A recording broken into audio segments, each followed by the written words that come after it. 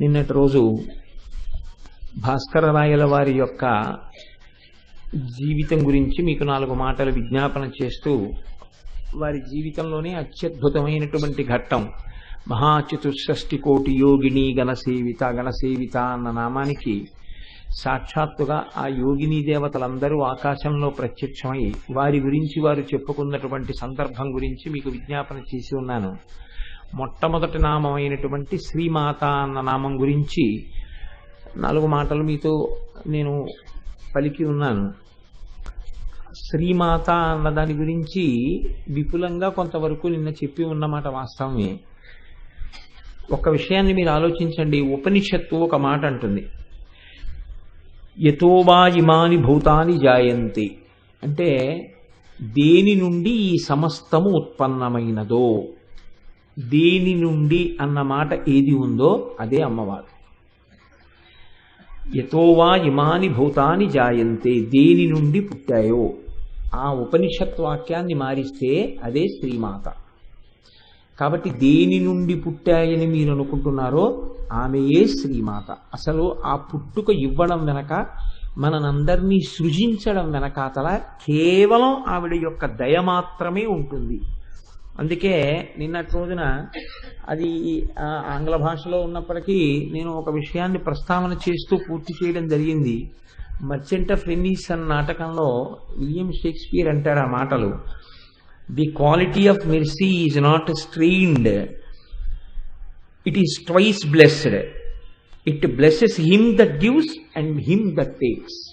ఒక్క అమ్మ విషయంలో మాత్రం ఈ దయ అనేటటువంటిది ఇచ్చి అమ్మ కృతార్థురాలైంది, పుచ్చుకుని మనం కృతార్థులమయ్యాం. అసలు ఆ అమ్మ యొక్క వైశిష్ట్యం ఆ శ్రీమాత అనబడేటటువంటి నామంతో ఆ జగదంబ యొక్క స్తుతి అందులో ఎలా ఉన్నది అన్న విషయం గురించి విజ్ఞాపన చేసి ఉన్నాను. ఈ నామములకు సంబంధించిన విషయం కాబట్టి ఒక్కసారి నిన్నటి విషయాన్ని ప్రస్తావన చేసి ఇవాల్టి నామం చెప్తున్నాను. 2వ నామంలో శ్రీ మహారాజ్ఞి అని పిలిచారు అమ్మవారిని. శ్రీ మహారాజ్ఞి, ఈ మాట కొంచెం మీరు జాగ్రత్తగా పరిశీలించవలసి ఉంటుంది. ఎందుకంటే మహారాజు అన్న మాట మనం వింటూ ఉంటాం. మహారాజు అనగానే పరిపాలనాధికారము కలిగినటువంటి వాడు. ఆయన తలుచుకుంటే ఏదైనా చెయ్యగలడు. ఎందుచేత ఎంత తప్పు చేసిన వాణ్ణి క్షమించగలడు. ఆయన తలుచుకుంటే, ఆయన ఆగ్రహిస్తే ఎంతటి శిక్ష అయినా వెయ్యగలడు. కాబట్టి క్షమించగలిగినటువంటి శక్తి, శిక్షించగలిగిన శక్తి, పరిపాలించగలిగిన శక్తి ఎల్లవేళలా ఆయన యందే ఉంటాయి. అందరినీ పరిపాలించేటటువంటి వాడు, అందరినీ నిలబెట్టేటటువంటి వాడెవరో ఆయనని ప్రభువు, పరిపాలకుడు, మహారాజు అని పిలుస్తాం. ఇక్కడ అమ్మవారిని మహారాజ్ఞి అన్నారు. అంటే అమ్మని స్త్రీవాచకంతో చెప్తున్నారు కనుక ఆమె పరిపాలకురాలిగా ఉన్నది. బ్రహ్మమై తానే పరిపాలన నిర్వహణ చేయుచున్నది. అమ్మవారు పరిపాలన చేయుచున్నది అన్నప్పుడు ఇది కూడా ఒక ఉపనిషత్ వాక్యం నుంచి వచ్చినటువంటి మాటే. ఎందుకంటే ఏన జాతాని జీవంతి, ఈ పుట్టినవన్నీ దేని వలన బతుకుతున్నాయో, దేని వలన బతుకుతున్నాయో అంటే పరిపాలించినటువంటి ఆ తల్లి యొక్క వైభవం. ఆమె పరిపాలన చేస్తే వీళ్ళందరూ బ్రతికి ఉన్నారు. కాబట్టి ఎవరు పరిపాలన చేయుచున్నారో వారు శ్రీ మహారాజ్ఞి. ఇక్కడ పరిపాలన చేసేటటువంటి మహారాజ్ఞికి ఒక లక్షణం ఉంటుంది. మహారాజుకి మీరు ఎవరనండి, మహారాజనండి, మహారాజ్ఞి అనండి, ఇక్కడ మహారాజ్ఞి సంబంధంగా మనం మాట్లాడుతున్నాం కాబట్టి ప్రధానమైన లక్షణం ఒకటి ఉంటుంది. పాలితులు, పాలకులు. పాలితులు అంటే పరిపాలించబడేటటువంటి వారు, పాలకులు అంటే పరిపాలించుచున్నవారు. పాలించేటటువంటి వారు చాలా గొప్పవారు అని ఎలా తెలుస్తుంది అంటే, ఎవరి యందు ఏ విభూతి ప్రకటనముగా ఉన్నదో ఆ విభూతి వారి యందు బాగా ప్రకాశించడానికి కావలసినటువంటి స్థితిని ఏర్పాటు చేసిన వాడు ప్రభు అయి ఉంటాడు. ఒక కృష్ణదేవరాయల వారిని తలుచుకుంటే చాలా గొప్ప ప్రభు అండి. సాహితీ సమరాంగణ సార్వభౌముడు, లలిత కళాప్రియుడు, కవి పండిత పోషకుడు, విద్వత్కవి, ఇన్ని విశేషణాలతో ఎందుకు పిలుస్తాం అంటే అష్టదిగ్గజాలని ఏర్పాటు చేశాడు. అలాగే శిల్పుల్ని పోషించాడు, ప్రజల్ని పాలించాడు, అమాయకులను రక్షించాడు, నేరస్తుల్ని దండించాడు. ఎవరిని ఎలా పరిపాలించాలో అలా పరిపాలిస్తారు. మహారాజ్ఞి శబ్దము చేత ఒక విషయం తెలుస్తుంది మీకు. పరిపాలన చేసేటటువంటి వారు కేవలం సంక్షేమం కోసం మాత్రమే పరిపాలన చెయ్యరు. మీరు కొంచెం జాగ్రత్తగా గమనించండి. ప్రభుత్వం ఏం చేస్తుందండి అని మీరు అడిగారు అనుకోండి, ప్రభుత్వం ఆసుపత్రులు కట్టిస్తుంది, ప్రభుత్వం పాఠశాలలు కట్టిస్తుంది, కళాశాలలు కట్టిస్తుంది, గ్రంథాలయాలు కట్టిస్తుంది, కారాగారాలు కట్టిస్తుంది. కారాగారాలు ఎందుకండి కట్టించడం అంటే? ఎవరిని ఉద్ధరించాలో, ఎవరిని వృద్ధిలోకి తీసుకురావాలో, ఎవరు సన్మార్గంలో ఉన్నారో వాళ్ళని పోషిస్తుంది సంక్షేమ కార్యక్రమంతో. ఎవరు దీనికి అడ్డు తగులుతున్నారో, ఎవరు ధర్మమునకు అడ్డంగా నిలబడ్డారో వాళ్ళని శిక్ష వెయ్యాలి. అందుకని కారాగారములను కూడా ప్రభుత్వమే నిర్వహిస్తుంది. అంతేకాని అదేమిటంటే కారాగారాలు ప్రభుత్వం నిర్వహించడం ఏంటంటే ఆసుపత్రులు, గ్రంథాలయాలు, పాఠశాలలు, వసతి గృహాలు ఇలాంటివి ఏర్పాటు చేస్తే చాలదా అంటే చాలదు. పరిపాలన అంతర్భాగం కారాగారం కూడా. అందుకే కారాగారం ఎందుకు పెట్టాలి అంటే కారాగారం కూడా దయతోనే పెడతారు. అయ్యో వీడు బయట ఉంటే ఇలా పాడైపోతున్నాడు, వీడికి ఒకసారి ఈ కష్టాన్ని రుచి చూపిస్తే వీడి జీవిత పథాన్ని మార్చుకుంటాడు అని. కృష్ణుడంతటి వాడిని కట్టి కొట్టేస్తానంది యశోద. ఎందుకని? లాలనమున బహుదోషము లూలిం ప్రాపించు తాడనోపాయములన్ చాలగుణంబులు కలుగును తాడనంబె బాలురకును పథ్యంబరయన్నది. పిల్లల్ని లాలిస్తే, ముద్దు చేస్తే వాళ్ళ అల్లరి ఎక్కువైపోతుంది. అందుకని 2 దెబ్బలు కొడతాను దారిలోకి వస్తాడని. అదృష్టం కొట్టలేదు, కట్టేసిందంతే. కాబట్టి ప్రభుత్వం కూడా ఏం చేస్తుంది? కొడుతుంది. కొట్టడం అంటే శిక్ష వేస్తుంది. శిక్ష వేయడం అంటే కారాగారంలో పెడుతుంది. కారాగారంలో ఎందుకు పెడుతుంది అంటే వాళ్ళలో మార్పు తీసుకురావడం కోసం. కొంతమందిని ఇక నువ్వు అసలు శరీరంతో ఉన్నంత కాలం బయటికి రావద్దంట. ఎందుకని? వాడు వస్తే వాడికి ప్రమాదం, బయట ఉన్న వాళ్ళకి ప్రమాదం. వాడు మనుష్య శరీరంలో ఉన్నాడు కానీ చాలా ప్రమాదకరమైన పోకడతో ఉన్నాడు అని గుర్తిస్తే ఇక వాడి జీవితం అంతా కారాగారంలోనే ఉంటుంది. ఇలా ఎందుకు చేస్తుంది ప్రభుత్వము అంటే, అలా చెయ్యకపోతే మిగిలిన వాళ్ళకి ఉపద్రవం వస్తుంది కాబట్టి శిక్ష కూడా వేస్తుంది. ఈ శిక్ష వెయ్యడంలో కూడా ప్రభుత్వం దయతోనే ఉంటుంది. అలాగే అమ్మవారు కూడా మహారాజ్ఞి. ఆమె ఎవరెవరిని ఉద్ధరించాలో, ఎవరెవరు భగవంతుడి పట్ల భక్తి కలిగి ఉన్నాడో, ఎవరెవరు భగవంతుడు చెప్పినటువంటి సూత్రముల ప్రకారము తన జీవితాన్ని గడుపుతున్నాడో అటువంటి వారిని వృద్ధిలోకి తీసుకొస్తుంది. మీరు ఆలోచించండి, మనకే ఒక ప్రభుత్వం అని ఉంది. అది మనం ఎన్నుకున్న ప్రభుత్వం, మనం ఓటేస్తే వచ్చింది ఆ ప్రభుత్వం. ఆ ప్రభుత్వం ఓ చట్టం చేసింది. ఆ చట్టం చేస్తే అదేమిటండి మీరు అలా చేశారంటే కుదరదు. ఒకసారి ఓటేసేసిన తర్వాత 5 ఏళ్ళు వాళ్ళు ఏమైనా చేస్తారు, మీరు భరించవలసిందే. వాళ్ళు చేసిన చట్టాన్ని ఏమండి నేను వేయలేదండి వాళ్ళకి ఓటు, వాళ్ళు ఎవరండి నాకు చట్టం చేయడానికి, నేను ఒప్పుకోనండి అన్నారు అనుకోండి, మీరు వేస్తే ఎంత వేయకపోతే ఎంత, ఎక్కువ మంది వేశారు మేము ప్రభుత్వంలో ఉన్నామని కారాగారంలో పెట్టేస్తారు. కాబట్టి ప్రభుత్వం చేసిన చట్టాలు, మనం ఎన్నుకున్న ప్రభుత్వం చేసిన చట్టాల యొక్క నియతికి మీరు లొంగకపోతే మిమ్మల్ని కారాగారంలో పెడుతున్నారు. ఈశ్వరుడు ఈ సమస్త బ్రహ్మాండములను సృష్టించాడు, మన్ని సృష్టించాడు. ఆయన ఒక నియతి పెట్టాడు. ఆ నియతియే వేదం. ఈ వేదం ప్రకారం నడుచుకో అన్నాడు. నేను వేదోల్లంఘనం చేస్తాను. ఇక్కడ దొరికినప్పుడు ఎలా శిక్ష వేస్తారో ఈశ్వరుడు కూడా దొరుకుతాం ఒకనాడు. ఆ దొరికినప్పుడు ఆయన శిక్ష వేస్తాడు. ఇప్పుడు ఆ దొరకడం శిక్ష గురించి నేను మాట్లాడను, ఎందుకంటే ఇది పరమ పవిత్రమైన విషయం మాట్లాడుతున్నాను. అంతవరకు తెలుసుకుంటే చాలు. కాబట్టి ఇప్పుడు శ్రీ మహారాజ్ఞి కింద ఆవిడ ఏం చేస్తుంది అంటే, ఆవిడ రక్షణ చేస్తుంది, శిక్షలు వేస్తుంది. అక్కడతో సరిపోదు.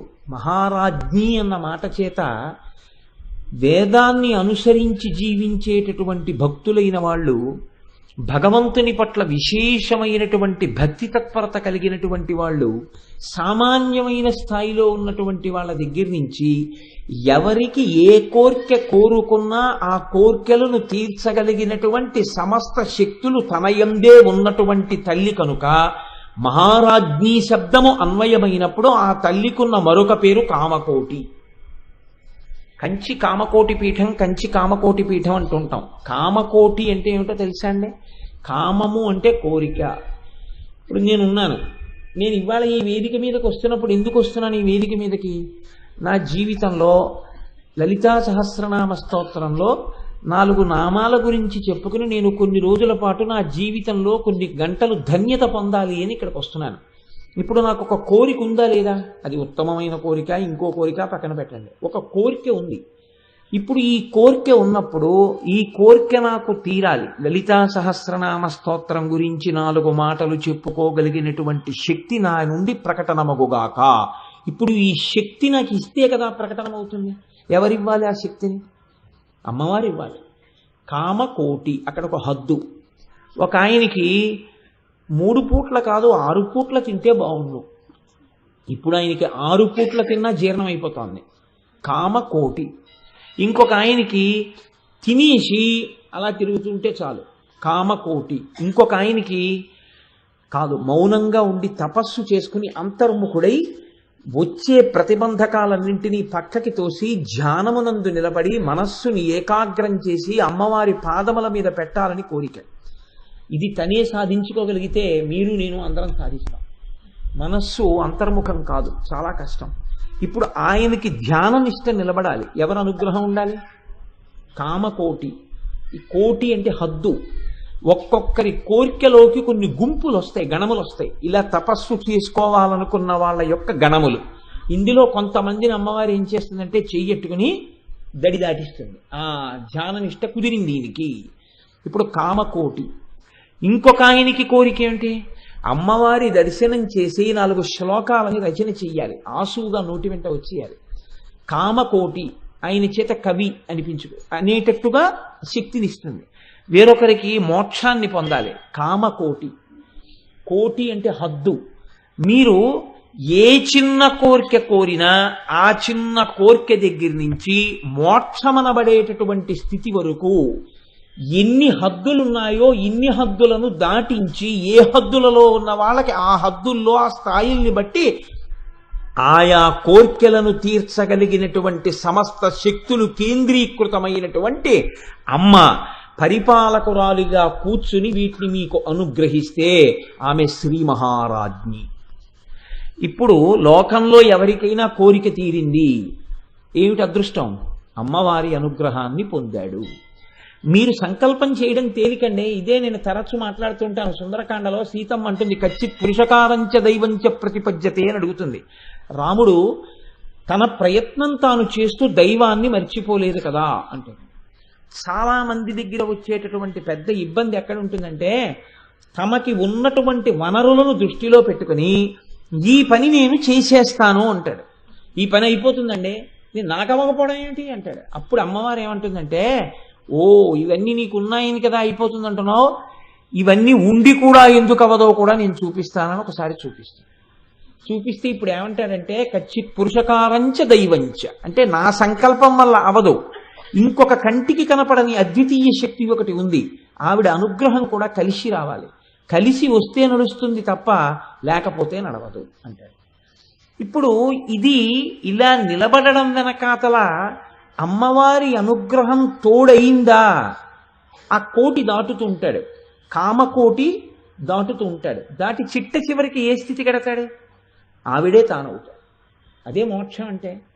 మోక్షం అంటే తనని తాను గుర్తిరిగి స్వస్వరూపముతో నిలబడిపోవడమే, ఆత్మస్వరూపంగా. అది కనపడకుండా ఒక తెర అడ్డుపడుతోంది, ఆ తెర ఎవరు తీయాలంటే అమ్మవారే తీయాలి.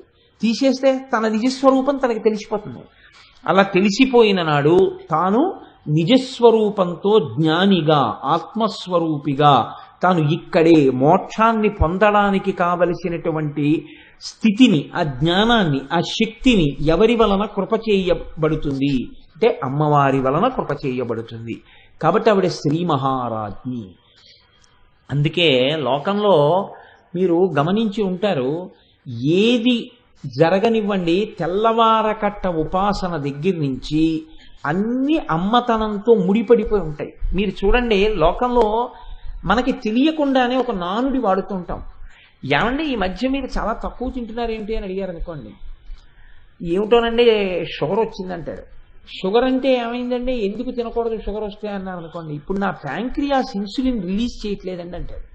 మరి ఇన్నాళ్ళు ప్యాంక్రియాస్ ఇన్సులిన్ ఎందుకు రిలీజ్ చేసింది అంటే, ఇన్నాళ్ళు నువ్వు ఎంత తిన్నా అది జీర్ణమై రక్తంలో కలవడానికి కావలసినంత ఇన్సులిన్ లోపల ఉన్నటువంటి ప్యాంక్రియాస్ చేత విడుదల చేయించిన కంటికి కనపడని శక్తి ఇవాళ నువ్విక అంత తినవద్దు అని శాసనం చేసింది. అదే వైద్యో నారాయణో హరి. డాక్టర్ గారు అంటారు, మీరు అన్నం ఎక్కువ తినకండి, ఇన్నాళ్ళు అన్నంలో కూర కలుపుకున్నారు, ఇప్పుడు కూరలో అన్నం కలుపుకోండి అంటారు. కాబట్టి ఇప్పుడు ఏమైంది? అందుకే ఏమండి మీరు ఈ మధ్య గుళ్ళోకి రావట్లేదేమండి అన్నారు అనుకోండి, మోకాళ్ళలో శక్తి తగ్గిపోయిందండి అంటారు. శక్తి క్షీణించింది అంటారు. ఏమండి ఈ మధ్య మీరు ఎక్కువగా ఈ పూర్వం తిరుగుతుండేవారు, ఇప్పుడు ఎక్కడ తిరగట్లేదేమి అంటే, పూర్వంలా శక్తి ఎక్కడ ఉందండి, ఇప్పుడు శక్తి క్షీణించిపోయిందంటే. దేని గురించి మీరు మాట్లాడండి, ఆ శక్తి తగ్గిపోయిందంటారు. మీరు లోకంలో ఒక మాట వినుంటారు, మనకి తెలిసి తెలియక కూడా అదే మాట్లాడుతుంటాం మనం. పవర్ పోయిందంటాం. పవర్ పోయిందంటే చూడండి, ఇన్ని ఉంటాయి, ఇన్ని లైట్లు ఉంటాయి, మైకులు ఉంటాయి, ఫ్యాన్లు ఉంటాయి, ఇన్ని ఉంటాయి. పవర్ పోయిందనుకోండి, ఈ మైకు వినపడేటట్టు చేయదు, ఆ లైటు వెలగదు, ఆ ఫ్యాను తిరగదు. నేను ఇక్కడే ఉంటాను చెప్తూనే ఉంటాను, మీకు ఏమిటి ప్రయోజనం? అటు వాళ్ళకి వినపడదు. అంటే కంటికి కనపడని పవర్ ఒకటి ఉంది. ఆ పవర్ ఏం చేస్తోందంటే, శక్తి ఏం చేస్తోందంటే నా భావనని వాక్కులుగా మార్చేస్తోంది. ఈ వాక్కులు నా చేత పలికేటట్టు చేసి ఒక క్రమంలో వచ్చేటట్టుగా, అవతల వారికి అర్థం అవ్వాలి కాబట్టి ఒక క్రమంలో వచ్చేటట్టు, ఒక ఆలోచన ఇంకో ఆలోచన చేత విసిరివేయబడకుండా రక్షణ చేస్తూ ఒక క్రమంలో వాక్కులను ఇస్తోంది. ఆ వాక్కులు పైకి వచ్చేటప్పుడు ఉచ్చారణ యందు దోషం లేకుండా కాపాడుతోంది. ఇది చక్కగా మీ అందరూ కూర్చుని అత్యంత శ్రద్ధాళువులై వినేటట్టుగా మీ మనస్సుని అక్కడ నిలబడేటట్టు చేస్తోంది. ఈ చెవులతో మీరు వింటున్నప్పుడు నాలో ఉన్న భావము మీలో ఉన్న భావముగా మారిపోతోంది. చివరికి సభాపతిభ్యశ్చవో నమో నమో, సభాపతి భావమే సభ యొక్క భావముగా మారిపోతుంది. దీనికి అంతటికి వెనక ఏదుంది? శక్తియే ఉంది. ఆవిడ పరిపాలిస్తోంది సభనంతటిని.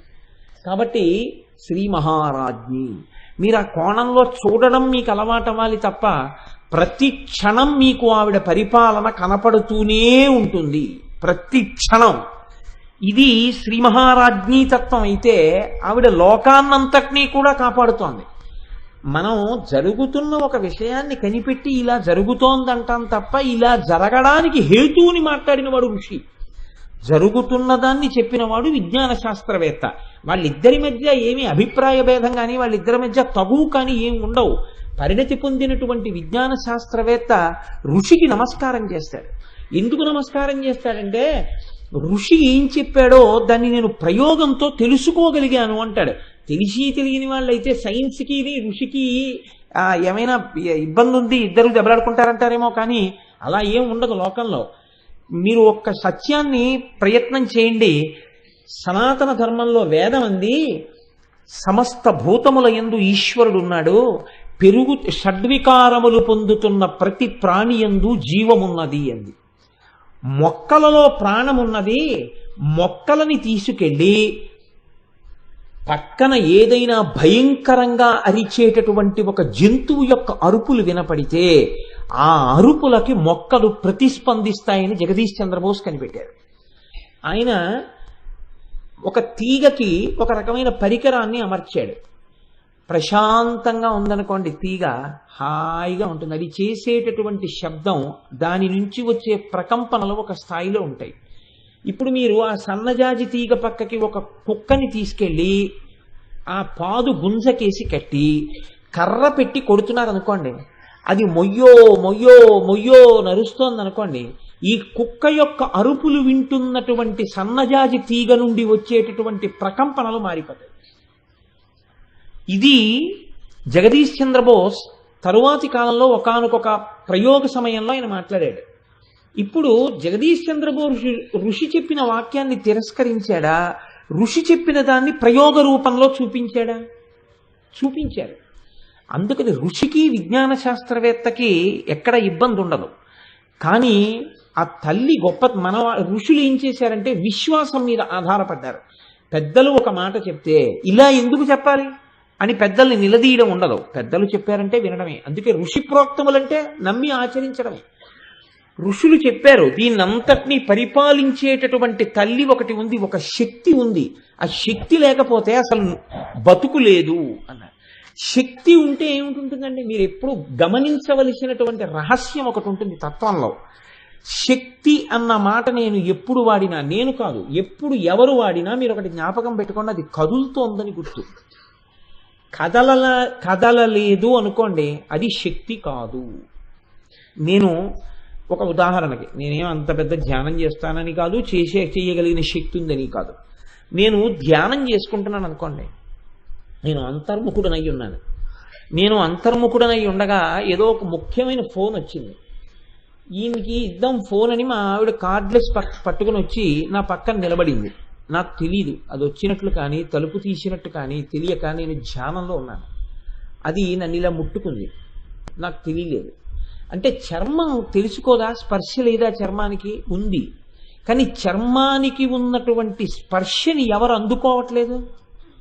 మనసు అందుకోవట్లేదు. ఎందుకు అందుకోవట్లేదు? మనసు ఇక్కడ విడిపోయింది. మరి ఇక్కడ విడిపోతే దేన్ని పట్టుకుంది? లోపల ఇంకొక దాన్ని పట్టుకుంది. ఈ కంటికి ఏది కనపడదో ఆ కన్ను మూసేసి లోపల కన్ను తెరిచింది. భూమధ్యంలో ఉండేటటువంటి జ్ఞాననేత్రాన్ని తెరిచింది.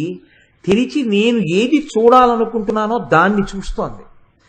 ఆ అమ్మవారి పాదములను గట్టిగా పట్టుకుని ఉన్న కారణం చేత చర్మమునకు నా భార్య చేతి స్పర్శ తగిలినా లోపల మనస్సు ప్రతిస్పందించలేదు.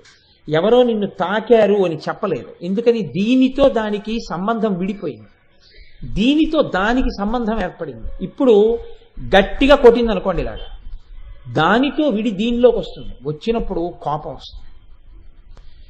మీరు గమనించారో లేదో, మామూలుగా మీరు ఉన్నారనుకోండి, ఇలా అంటే ఏమండే అంటాం. లోపలి వస్తువుని పట్టుకునే ప్రయత్నంలో మీరుండగా మీ ధ్యానం భంగం చేశారనుకోండి, మీ ఆగ్రహానికి గురవుతారు. కళ్ళు తెరిచి బుద్ధుందా లేదా? ఫోన్ అయితే ఎందుకు అలాగా? మళ్ళీ ఎంత సమయం పడుతుందో తెలుసా అంతర్ముఖుడిని అవడానికి? ఎందుకు అలా కలుపుతావు అంటాం. అంటే తనంత తాను విడిపడాలి మళ్ళీ. ఇప్పుడు ఏమైంది మీరు ఇక్కడ గమనించి, నేను ఈ మాట ఎందుకు చెప్తున్నానంటే, కదలిక, ఈ మనస్సు పైకి కదలడం మాని లోపలికి కదలడానికి కూడా శక్తి అనుగ్రహమే ఉండాలి. లోపలికి కదిలి పట్టుకోవడానికి ఒక స్థితిలో ఏమైందంటే కదలడం మానేసి, మనసు కదలటం లేదు. కదలకుండా నేను ఏ వస్తువుని చూస్తున్నానో ఆ వస్తువుని అలా పట్టుకుని ఉండిపోయి, అప్పుడు ఏమైపోయిందంటే నేను ఒక గొప్ప ఆనంద తన్మయత్వంలో ఉండడంలో ఆ వస్తువు నేనైపోయాను. అప్పుడు ఏ వస్తువుని ధ్యానం చేస్తున్నానో ఆ వస్తువుగా నేను మారిపోయి ఉన్నాను. అది కదలిక లేని స్థితి శివం. ఇప్పుడు సరోవరమునందు తరంగములు లేవు, నిశ్చలంగా ఉంది.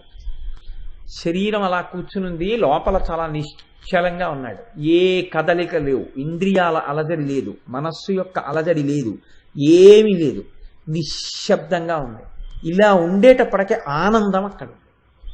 అందుకని అంతర్ముఖుడయ్యాడు. ఆ ఆనందాబ్దిలో ఓలలాడుతూ అలా ఉండిపోయి ఉన్నాడు. కొంతసేపు అయ్యాక బహిర్ముఖుడయ్యాడు. బహిర్ముఖుడు అవగానే మళ్ళీ దుఃఖం ప్రారంభం. ఇంద్రియాలు మనసు పనిచేయడం మొదలుపెట్టి బయటికి తిరిగితే మళ్ళీ కదలికలు వచ్చేస్తాయి. అందుకని శక్తి అంటే కదలిక, కదులుతోంది. ఈ కదలిక లేదనుకోండి, ఆగిపోయిందనమాట వ్యాపారం. ఇది ఈశ్వరపరంగా ఆగిపోయిందనుకోండి, శివం అయ్యాడు. బాహ్యంలో కదలిక లాగాయనుకోండి, బ్రహ్మాండ పరంగా కదలిక ఆగిపోయింది అనుకోండి, ఉపద్రవం వచ్చేసిందని గుర్తు. అంటే మీకు నేను ఇంకొంచెం బాగా వివరణ చేయాలి అంటే ఒక్క మాట చెప్తాను. భూమి తిరగడం మానేసింది అనుకోండి, భూమి ఉందండి ఇప్పుడు ఎలా ఉందో అలా. భూమి తిరగడం మీరు చూశారా? నిజంగా చెప్పండి నాకు. నేను చూశానా, మీరు చూసారా భూమి తిరగడం? మనం చూడక్కర్లేదు, కానీ భూమి తిరుగుతోంది. ఈ తిరుగుతున్న భూమి తిరగడం ఆపేసింది అనుకోండి, తిరగలేదు. మీరు నేను తోసామండి భూమిని ఎప్పుడన్నా తిరగమని, లేకపోతే తాళ్ళెట్టి లాగామా? మనం ఏం చేయలేదు, తిరుగుతోంది అంతే. ఆగిపోయింది అనుకోండి తిరగడం. ఆగిపోతే ఏమవుతుంది? భూమి ఇలా తన చుట్టూ తాను తిరుగుతోంది కాబట్టి, ఇది నిజానికి సూర్యుడికి ఉదయం లేదు, అస్తమయం లేదు. సూర్యుడు ఇలాగే ఉంటాడు. భూమి ఇలా సూర్యుడి చుట్టూ తిరుగుతూ ఇలా సూర్యుడికి ఎదురొచ్చింది అనుకోండి పగలు, భూమి కదలడం ఆగిపోయి ఇలా ఉండిపోయింది అనుకోండి, ఇలా తిరగట్లేదు, ఇలా ఉండిపోయింది. ఉండిపోతే ఇటువైపు వాళ్ళకి ఎప్పుడూ పగలవు, ఇటువైపు వాళ్ళకి ఎప్పుడూ రాత్రి, ఇటువైపు వాళ్ళకి నీరు ఉండదు, ఇటువైపు వాళ్ళకి నీరు ఎక్కువైపోతుంది, ఇటువైపు వాళ్ళకి అసలు చల్లతనం అంటే తెలియదు, ఇటువైపు వాళ్ళకి వేడంటే తెలియదు. ఇటు చల్లతనం ఇటు వేడి ఎక్కువైపోయి ఈ భూమి ఎప్పుడో బద్దలైపోతుంది. ఈ భూమి తిరుగుతోంది కాబట్టి పగలు చీకటైతే మీరు నిద్రపోతున్నారు, చీకట్లు పగటైతే మీ ఇంద్రియాలు లేచి మళ్ళీ లోకాన్ని అనుభవిస్తున్నారు. ఈ భూమిని ఎవరు తిప్పుతున్నారు? మీకు లోకంలో ఏది తిరిగిందన్నా it presupposes the existence of power. ఈ ఫ్యాన్ తిరుగుతోంది, కరెంట్ ఉంది. మైక్ పనిచేస్తోంది, కరెంట్ ఉంది. భూమి తిరుగుతోంది, శక్తి ఉంది కదండి. ఇప్పుడు గాలి వీస్తోంది, గాలి కదులుతోంది, కదిలితే కదా గాలి మీ దగ్గరికి వస్తుంది. నీరు ప్రవహిస్తోంది, గడ్డి పెరుగుతోంది, విత్తనంలోంచి అంకురం వస్తోంది. అంటే ఈ కదలికలన్నీ ఎక్కడి నుంచి వస్తున్నాయి? శక్తిలోంచి వస్తున్నాయి. అంతవరకు ఎందుకండి, మీకు నేను ఒక్క మాట చెప్తాను. గుండె కొట్టుకుంటోంది, రక్తం కదలడం ఆగిపోయింది. లేకపోతే రక్తం చాలా వేగంగా తిరుగుతోంది. ఉత్తర క్షణం ఏమంటారంటే ఈయనకి నిద్ర మాత్ర వేసేసి పడుకోబెట్టేయండి అంటారు, బ్లడ్ ప్రెషర్ ఎక్కువగా ఉంది. రక్తం నియతితో ఒక్క వేగంతోనే పరిగెత్తాలి, రక్తం ఆగకూడదు, ఎక్కువ వేగంతో పరిగెత్తకూడదు. ఇది గమనించిన వాళ్ళే ఏమన్నారంటే వడిబాయక తిరిగే ప్రాణబంధుడా అన్నమాట. వడి అంటే వేగం, ఆ వేగాన్ని మించకూడదు. మీరు డాక్టర్ గారి దగ్గరికి వెళ్తే చేతికి ఒక బట్ట లాంటిది కట్టి ఇలా గొట్టం నొక్కుతూ ఇలా ఇలా చూస్తారు. 120/80 ఉందనుకోండి అంటారు. కొంచెం ఏమైనా తేడాగా ఉందనుకోండి, ఎక్కడికైనా ఊరు వెళ్తారేంటంటే ప్రసంగాలకి 2-3 రోజులు వెళ్ళకండి, ఇంట్లో ప్రశాంతంగా ఉండండి అంటారు. అంటే బీపీ షూటప్ అయిందనమాట, రక్తం యొక్క వేగం పెరిగిందనమాట. ఈ వేగం పెరిగిపోకూడదు, తరిగిపోకూడదు. మీరు చూడండి, భూమి తన చుట్టూ తాను 24 గంటల్లోనే తిరగాలి. నా ఇష్టం వచ్చినట్టు నేను తిరుగుతానేమో, భూమి అలా తిరగదు. సూర్యుడి చుట్టూ భూమి ఒక నియతితోటే తిరగాలి, సూర్యుడు తన చుట్టూ తాను ఒక నియతితోటే తిరగాలి. ఎవరి శాసనానికి తిరుగుతున్నాయి? వాళ్ళు మీ కంటికి ఏమైనా కనపడుతున్నారా? ఓ రోజు 3 గంటల్లో తెల్లారిపోయింది అనుకోండి, 24 గంటలు లేదన్నారు అనుకోండి, మన బతుకులు ఏమైపోవాలి? ఒక రోజు ఆఫీసు వెళ్ళిన తర్వాత ఆఫీస్ నుంచి సూర్యాస్తమయం అనుకో ఆఫీస్ అయిపోతుంది అని రూల్ పాస్ చేసి సూర్యాస్తమయం ఎప్పుడవుతుందో ఎవరికి తెలియదు అనుకోండి, మీరు ఇంటికి ఎప్పుడు వస్తారో ఎవరికి తెలియదు అనమాట. సినిమాకి ఎప్పుడు వెళ్ళాలో ఎవరికి తెలియదు, ఫస్ట్ షో ఎప్పుడు ఉంటుందో తెలియదు, టీవీలో అన్నిటికన్నా పెద్ద ప్రమాదం సీరియల్ ఎప్పుడు వస్తుందో తెలియదు. ఎంత ప్రమాదం వచ్చింది చూడండి. అంటే ఇవన్నీ దేని వల్ల నడుస్తున్నాయి? కదలిక. ఈ కదలిక అన్నదంతా శక్తి, శక్తి మీద ఆధారపడింది. ఇప్పుడు చెప్పండి, ఎవరు పరిపాలన చేస్తున్నారు? శ్రీ మహారాజ్ఞి ఆ తల్లి. ఆవిడ ఆదేశమునకు ఈ కదలికలు లేకపోతే లేదంతే. అందుకే శంకరాచార్యుల వారు అద్భుతమైన మాట ఒకటి చెప్పేశారు. ఎక్కడ చూస్తావు అమ్మవారిని అడిగారు ఆయన. జపోజల్ప శిల్పం సకలమపి ముద్రా విరచన. అమ్మవారి దర్శనానికి ఎక్కడికెడతావురా? ఇలా చెయ్యి కదిలితే అమ్మవారు కదుపుతోంది, లోపల అమ్మవారు ఉంది. మాట్లాడితే అమ్మవారు మాట్లాడిస్తోంది. ఇది గమనించి చెయ్యి కదిపితే ఆ కదిపిన వాడి చేతులు కదిపినప్పుడల్లా వాడు ముద్రలు పట్టినట్టే. ఇది తెలుసుకున్నవాడు మాట్లాడితే వాడు మాట్లాడిందల్లా అమ్మవారి స్తోత్రమే అయి కూర్చుంటోంది. ఎందుకని వాడు వెనక ఉన్న శక్తిని ఉపాసన చేస్తున్నాడు, తెలుసుకుంటున్నాడు. కాబట్టి ఇప్పుడు వాడు దుర్వినియోగం చేయడు దాన్ని. కాబట్టి ఇది శ్రీ మహారాజ్ఞి. ఇప్పుడు చూడండి, ఈ కదలికల యందు బ్రహ్మాండమంతా నిలబడుతోంది. ఈ బ్రహ్మాండము నిలబడము అంటే బ్రహ్మాండంలో మనము నిలబడుతున్నాం, దేవతలు నిలబడుతున్నారు. కదులుతోంది కాబట్టి భూమి సూర్యుడి వలన వేడిని గ్రహించి కిరణజన్య సంయోగ క్రియ చేత చెట్లు కాయలు పళ్ళు ఆకులు మనకి ఆహారము ఇస్తున్నాయి. కాబట్టి మనం వర్షం పడాలని కోరుకుని, సూర్యుడు ప్రకాశించాలని కోరుకుని దేవతలను ఉద్దేశించి హోమం చేస్తున్నాం, యజ్ఞం చేస్తున్నాం, యాగం చేస్తున్నాం. ఈ హవిస్సు పుచ్చుకుని దేవతలు ప్రీతి చెంది వర్షం కురిపిస్తున్నారు. బయట ఎలా బ్రహ్మాండము యొక్క నిర్వహణ జరుగుతోందో అలాగే ఇక్కడ కూడా ప్రతి క్షణం అమ్మవారు పరిపాలన చేస్తూ ఉంటుంది. దీన్ని ఎలా పరిపాలన చేస్తుందో తెలుసా అండి? మన పెద్దలు కొన్ని మాటలు చెప్తూ ఉంటారు. చప్పట్లు కొట్టవద్దు అంటారు. తెలిసి తెలియక ఏమంటుంటామంటే మనం చప్పట్లు కొట్టండి, చప్పట్లు కొట్టండి అంటుంటారు. చప్పట్లు కొడితే అర్థం ఏమిటంటే అసలు యథార్థంగా నీవు అనర్హుడవు, వేదికను ఎక్కక్కర్లేదని దాని గుర్తు. చప్పట్లు కొట్టకూడదు, పాదం మీద పాదం వేసి రాయకూడదు.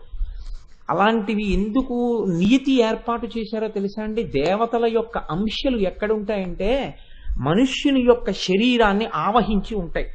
33 దేవతలు ఆవహించి ఉంటారు. అందుకే దేహో దేవాలయ ప్రోక్త జీవో దేవ సనాతన. మీరు ఒక దేవాలయంలోకి వెడితే మొట్టమొదట చుట్టూ ఎవరుంటారు ప్రదక్షిణం చేసేటప్పుడు? ఆ దేవాలయానికి సంబంధించిన పరివార దేవతలు అందరూ ఉంటారు. ఇప్పుడు మీరు గర్భాలయంలోకి వెడితే ఎవరుంటారు? ప్రధానమైనటువంటి దేవత అక్కడ ఉంటారు. ఈ రోజు బయట ఉండే దేవతలందరికీ కొబ్బరికాయలు కొట్టరు, నీరాజనాలు ఇవ్వరు, అక్కడికి వెళ్ళి ఎవరు పూజలు చేయించరు. కానీ నమస్కారం చేసుకుంటూ వెళ్ళిపోయి లోపల గుళ్ళో ఆయనకి మాత్రం కొబ్బరికాయలు ఇస్తారు, అరటిపళ్ళు ఇస్తారు, పూజలు చేయించుకుంటారు, అభిషేకాలు చేయించుకుంటారు, అన్నీ చేయించుకుంటారు. కానీ అర్చకుడు ఏం చేస్తాడు? రోజు నైవేద్యం సమయం అయిందనేటప్పటికీ ప్రధానమూర్తితో పాటుగా ఈ ఉపదేవాలయాలన్నిటికీ కూడా నైవేద్యం తీసుకొచ్చి పెడతారు. మీరు పెద్ద పెద్ద క్షేత్రాలు కడితే గమనించుంటారు, నైవేద్యం వేళ అయిందని అన్ని గుళ్ళు కట్టేస్తారు. కట్టేస్తే ముందు గంట వాయిస్తూ వెడుతూ ఉంటారు, బట్ట కప్పి నైవేద్య పాత్ర పట్టుకుని అన్ని దేవాలయాల్లోకి వచ్చి నైవేద్యం పెడతారు. బలిహరణ మంటపాలను ఉంటాయి, బలిహరణం పీఠాలు, వాటి మీద బయట ఉండేటటువంటి భూతములకు కూడా బలి సమర్పిస్తారు. అక్కడ ఆ భూతములు కూడా తినాలని. అలాగే ఈ శరీరమును ఆవహించి 33 దేవతలు ఉంటారు. ఎప్పుడు ఈ 33 దేవతలకి ఇందులోంచి అందుతూ ఉంటుంది, హవిస్సు అందుతూ ఉంటుంది. ఇది పెద్ద దేవాలయం అండి శరీరం. అందుకే శరీరాన్ని అంత పవిత్రంగా ఉంచడం నేర్పారు మన వాళ్ళు. ఎక్కడ పడితే అక్కడ, ఎలా పడితే అలా తీసుకోవడం అన్న దాన్ని చెయ్యకపోవడానికి కారణం అదే. మీరు చూడండి, ఇందులో చాలా చిత్రమైనటువంటి విషయం ఏమిటంటే, ఈ తల్లి శరీరంలో ఉండేటటువంటి అనేకమైనటువంటి చోట్ల అగ్నిర్మే వాచి శ్రిత, వాయుర్మే ప్రాణే శ్రిత, దిశో మే శ్రోతే శ్రిత, ఆపో మే రేతస శ్రితా, ఓషధి వనస్పతయో మే లోమసు శ్రితా, ఇంద్రో మే బలే శ్రిత, పర్జనోచ మే మూర్ధ్ని శ్రిత, ఈశానో మే మన్యౌ శ్రిత, ఆత్మావ ఆత్మని శ్రిత.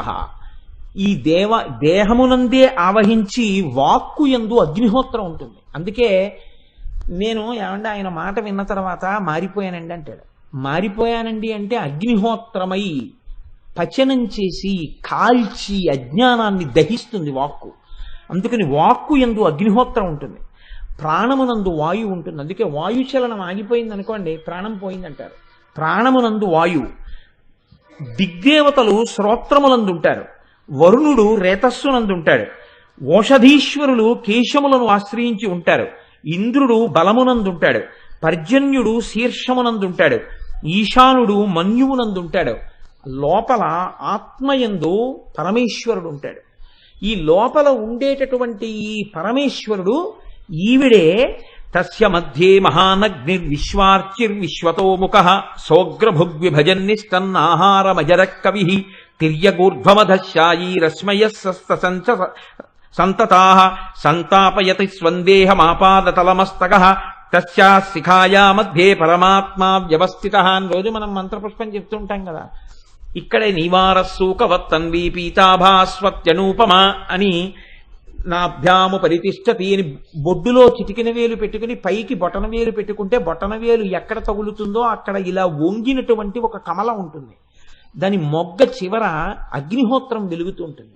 ఆ ప్రకాశం మధ్యలో నీవారస్సూకవత్తన్వీ పీతాభాస్వత్యనూపమ, ఒడ్డుగింజ పట్టుకుని గీరుకుంటే మొన ఎంత ఉంటుందో అంత చిన్న మొన ఉంటుంది. మళ్ళీ దాని మధ్యలో ఒక ప్రకాశం వెలుగుతుంటుంది. ఇది ఏం చేస్తుందంటే ఈ ఉన్నటువంటి దేవతలందరికీ కూడా మనం తిన్నటువంటి ఆహారాన్ని పచనం చేసి లోపల యజ్ఞవేదిలోకి ఎలా పడుతుందో అలా పడుతుంది. అందుకే తినే ముందు స్వాహాకారం చెప్తారు, ఎలా పడితే అలా తినడాన్ని అంగీకరించరు. ఓం ప్రాణాయ స్వాహ, ఓం అపానాయ స్వాహ, ఓం యానాయ స్వాహ అని పంచవ్యాహృతులు గుచ్చుకుంటారు ముందు. అంటే స్వాహ అంటూ అగ్నిహోత్రానికి ఇస్తారు. పంటికి తగలకుండా నాలుక మీద పెట్టి చప్పరించి మింగుతారు నీతి అన్నాన్ని. మింగితే అగ్నిహోత్రుడికి హవిస్సులు ఇచ్చినట్టు. ఆ హవిస్సులు ఇస్తే, అందుకే నియతి కలిగినటువంటి వ్యక్తికి భోజనాన్ని వడ్డించారనుకోండి దేవతార్చనకి, ఆయన చేసిన భోజనం యజ్ఞము చేసినటువంటి సోమయాజికి హవిస్సు, యజ్ఞగుండంలోకి హవిస్సు వేస్తే ఎంతో ఆయనకి భోజనం వడ్డించడం అంత ఫలితం. ఆయనకి వంట చేసి మీరు అక్కడ పెట్టారనుకోండి, ఈశ్వరుడు ఏ ఫలితాన్ని వాళ్ళ ఖాతాలో వేస్తాడంటే యజ్ఞమునకు కావలసినటువంటి సమస్త సంభారములను సిద్ధము చేసి అక్కడ పెట్టిన ఫలితం వేస్తాడు. ఒక యజ్ఞం చెయ్యాలంటే ఎన్ని సంభారాలు తీసుకొచ్చి నియమం ప్రకారం తెచ్చి అక్కడ పెట్టాలో అన్నిటినీ తెచ్చి అక్కడ పెట్టిన ఫలితం పడిపోతుంది. అందుకని లోపలికి పుచ్చుకున్న పదార్థాన్ని ఎవరు జీర్ణం చేస్తున్నారు? ఎవరు చిన్న అగ్నిహోత్ర రూపంలో ఉన్నదో అమ్మవారు, ఆవిడ పచనం చేసి ఆ తల్లి ఏం చేస్తోందంటే ఇప్పుడు ఆ వచ్చినటువంటి ఆ ప్రాణశక్తిని లోపలికి ఊపిరి పీలుస్తున్నప్పుడు ఫైర్ అయింది ఆక్సిజన్తో అంటుంటారు మన వాళ్ళు సైన్స్లో. ఫైర్ అయింది ఆక్సిజన్తో అంటే మీరు నడుస్తున్నప్పుడు ఫైర్ అవుతోందంటారు. ఆ అగ్నిహోత్రంలో వేల్చి దాన్ని ఏం చేస్తుందంటే దేవతలకు అందరికీ అందిస్తుంది. అందిస్తే ప్రధాన దేవతకి నైవేద్యం అయిన తర్వాత ఉపదేవాలయాల్లోకి అందినట్టుగా మిగిలినటువంటి దేవతలకు అందరికీ అందుతుంది. అందుకే మీరు చూడండి, అమ్మో ఇంకా నీరస పడిపోయింది బాబోయ్, ఏమైనా తింటే కానీ వీలు లేదంటాడు. చేతులు పనిచేయవు, కాళ్ళు పనిచేయవు, నేను మాట్లాడలేనంటాడు, ఊపిరి కూడా తీలేకపోతున్నానంటాడు. కానీ పెడితే తిని జీర్ణం చెయ్యడానికి ఎవరున్నాడో వాడు నీరసపడిపోయాడు అనుకోండి, మీరు తిన్నా జీర్ణం అవ్వదు. వాడొక్కడు మాత్రం నీరసపడిపోకుండా ఇంకా అలాగే ఉన్నాడు. అది ప్రధాన దేవత, ఆవిడ అమ్మవారు. ఆవిడేం చేస్తోందంటే ఇక్కడే ఉండి పరిపాలన చేస్తోంది ఈ శరీరాన్ని. అందుకే ఆవిడ అంత గొప్ప పరిపాలన చేస్తుంటే నువ్వు ఏది పడితే ఏది, ఎలా పడితే అలా అందులోకి పొయ్యవచ్చా, ఏది పడితే అది అందులో వెయ్యవచ్చా ఆవిడ చూస్తుంది. ఆవిడ శిక్ష వెయ్యవలసి వచ్చిందనుకోండి, గమ్మత్తుగా ఒక్క శిక్ష వేస్తుంది. ఆవిడ ఏం చేస్తుందంటే నీ శరీరములో ఉన్నదాన్ని నీ అంత నీవుగా వెళ్ళి విసర్జించే శక్తిని ఉపసంహారం చేస్తున్నాను అందనుకోండి, అయిపోయింది. ఎంత బతుకు బతికిన వాడైనా సరేనండి అంతే, వాడి గౌరవం అక్కడతో వెళ్ళిపోయింది.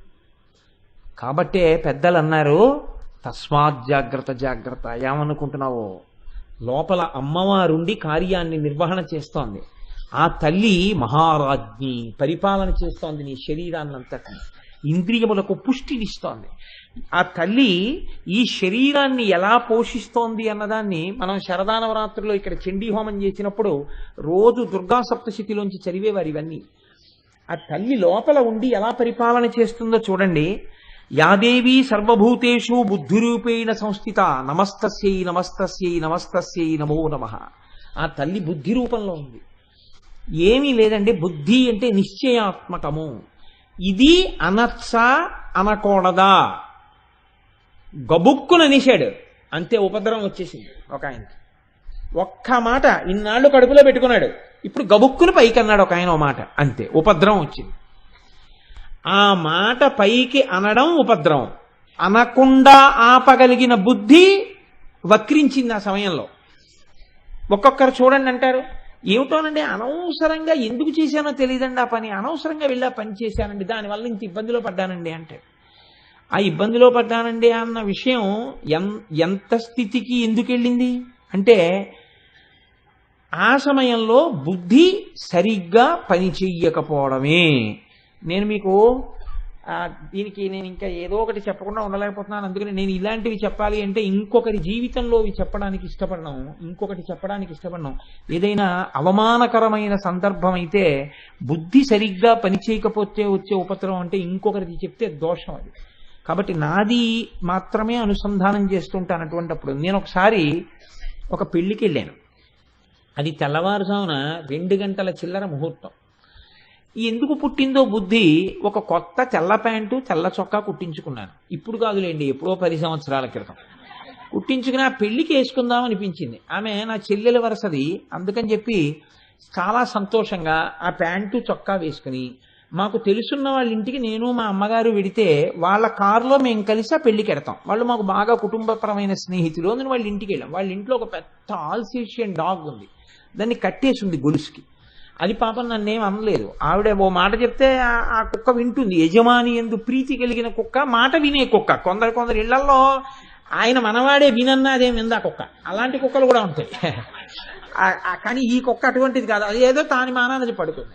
నేను చక్కగా వాళ్ళు లోపలికి తీసుకెళ్లారు, కూర్చోబెట్టారు. ఆవిడ వచ్చేస్తున్నాను బాబు అని చెప్పి ఆవిడ గబగబా తెములుతున్నారు. తెములుతూ తెల్లవారు కట్ట వేళ కదా, పాపం వీడికి ఏదో కప్పు కాఫీ ఇస్తే ప్రీతి పొందుతాడు అనుకుందో ఏమో, చల్లకాలం కదా అని చెప్పి ఆవిడ నాకు ఒక కప్పు కాఫీ ఇచ్చారు. నేను ఆ సాసరు కప్పు పట్టుకుని ఇలా పెట్టుకుని తాగుతున్నాను. ఇప్పుడు ఆవిడ కాఫీ ఇచ్చారు, నేను తాగుతున్నాను.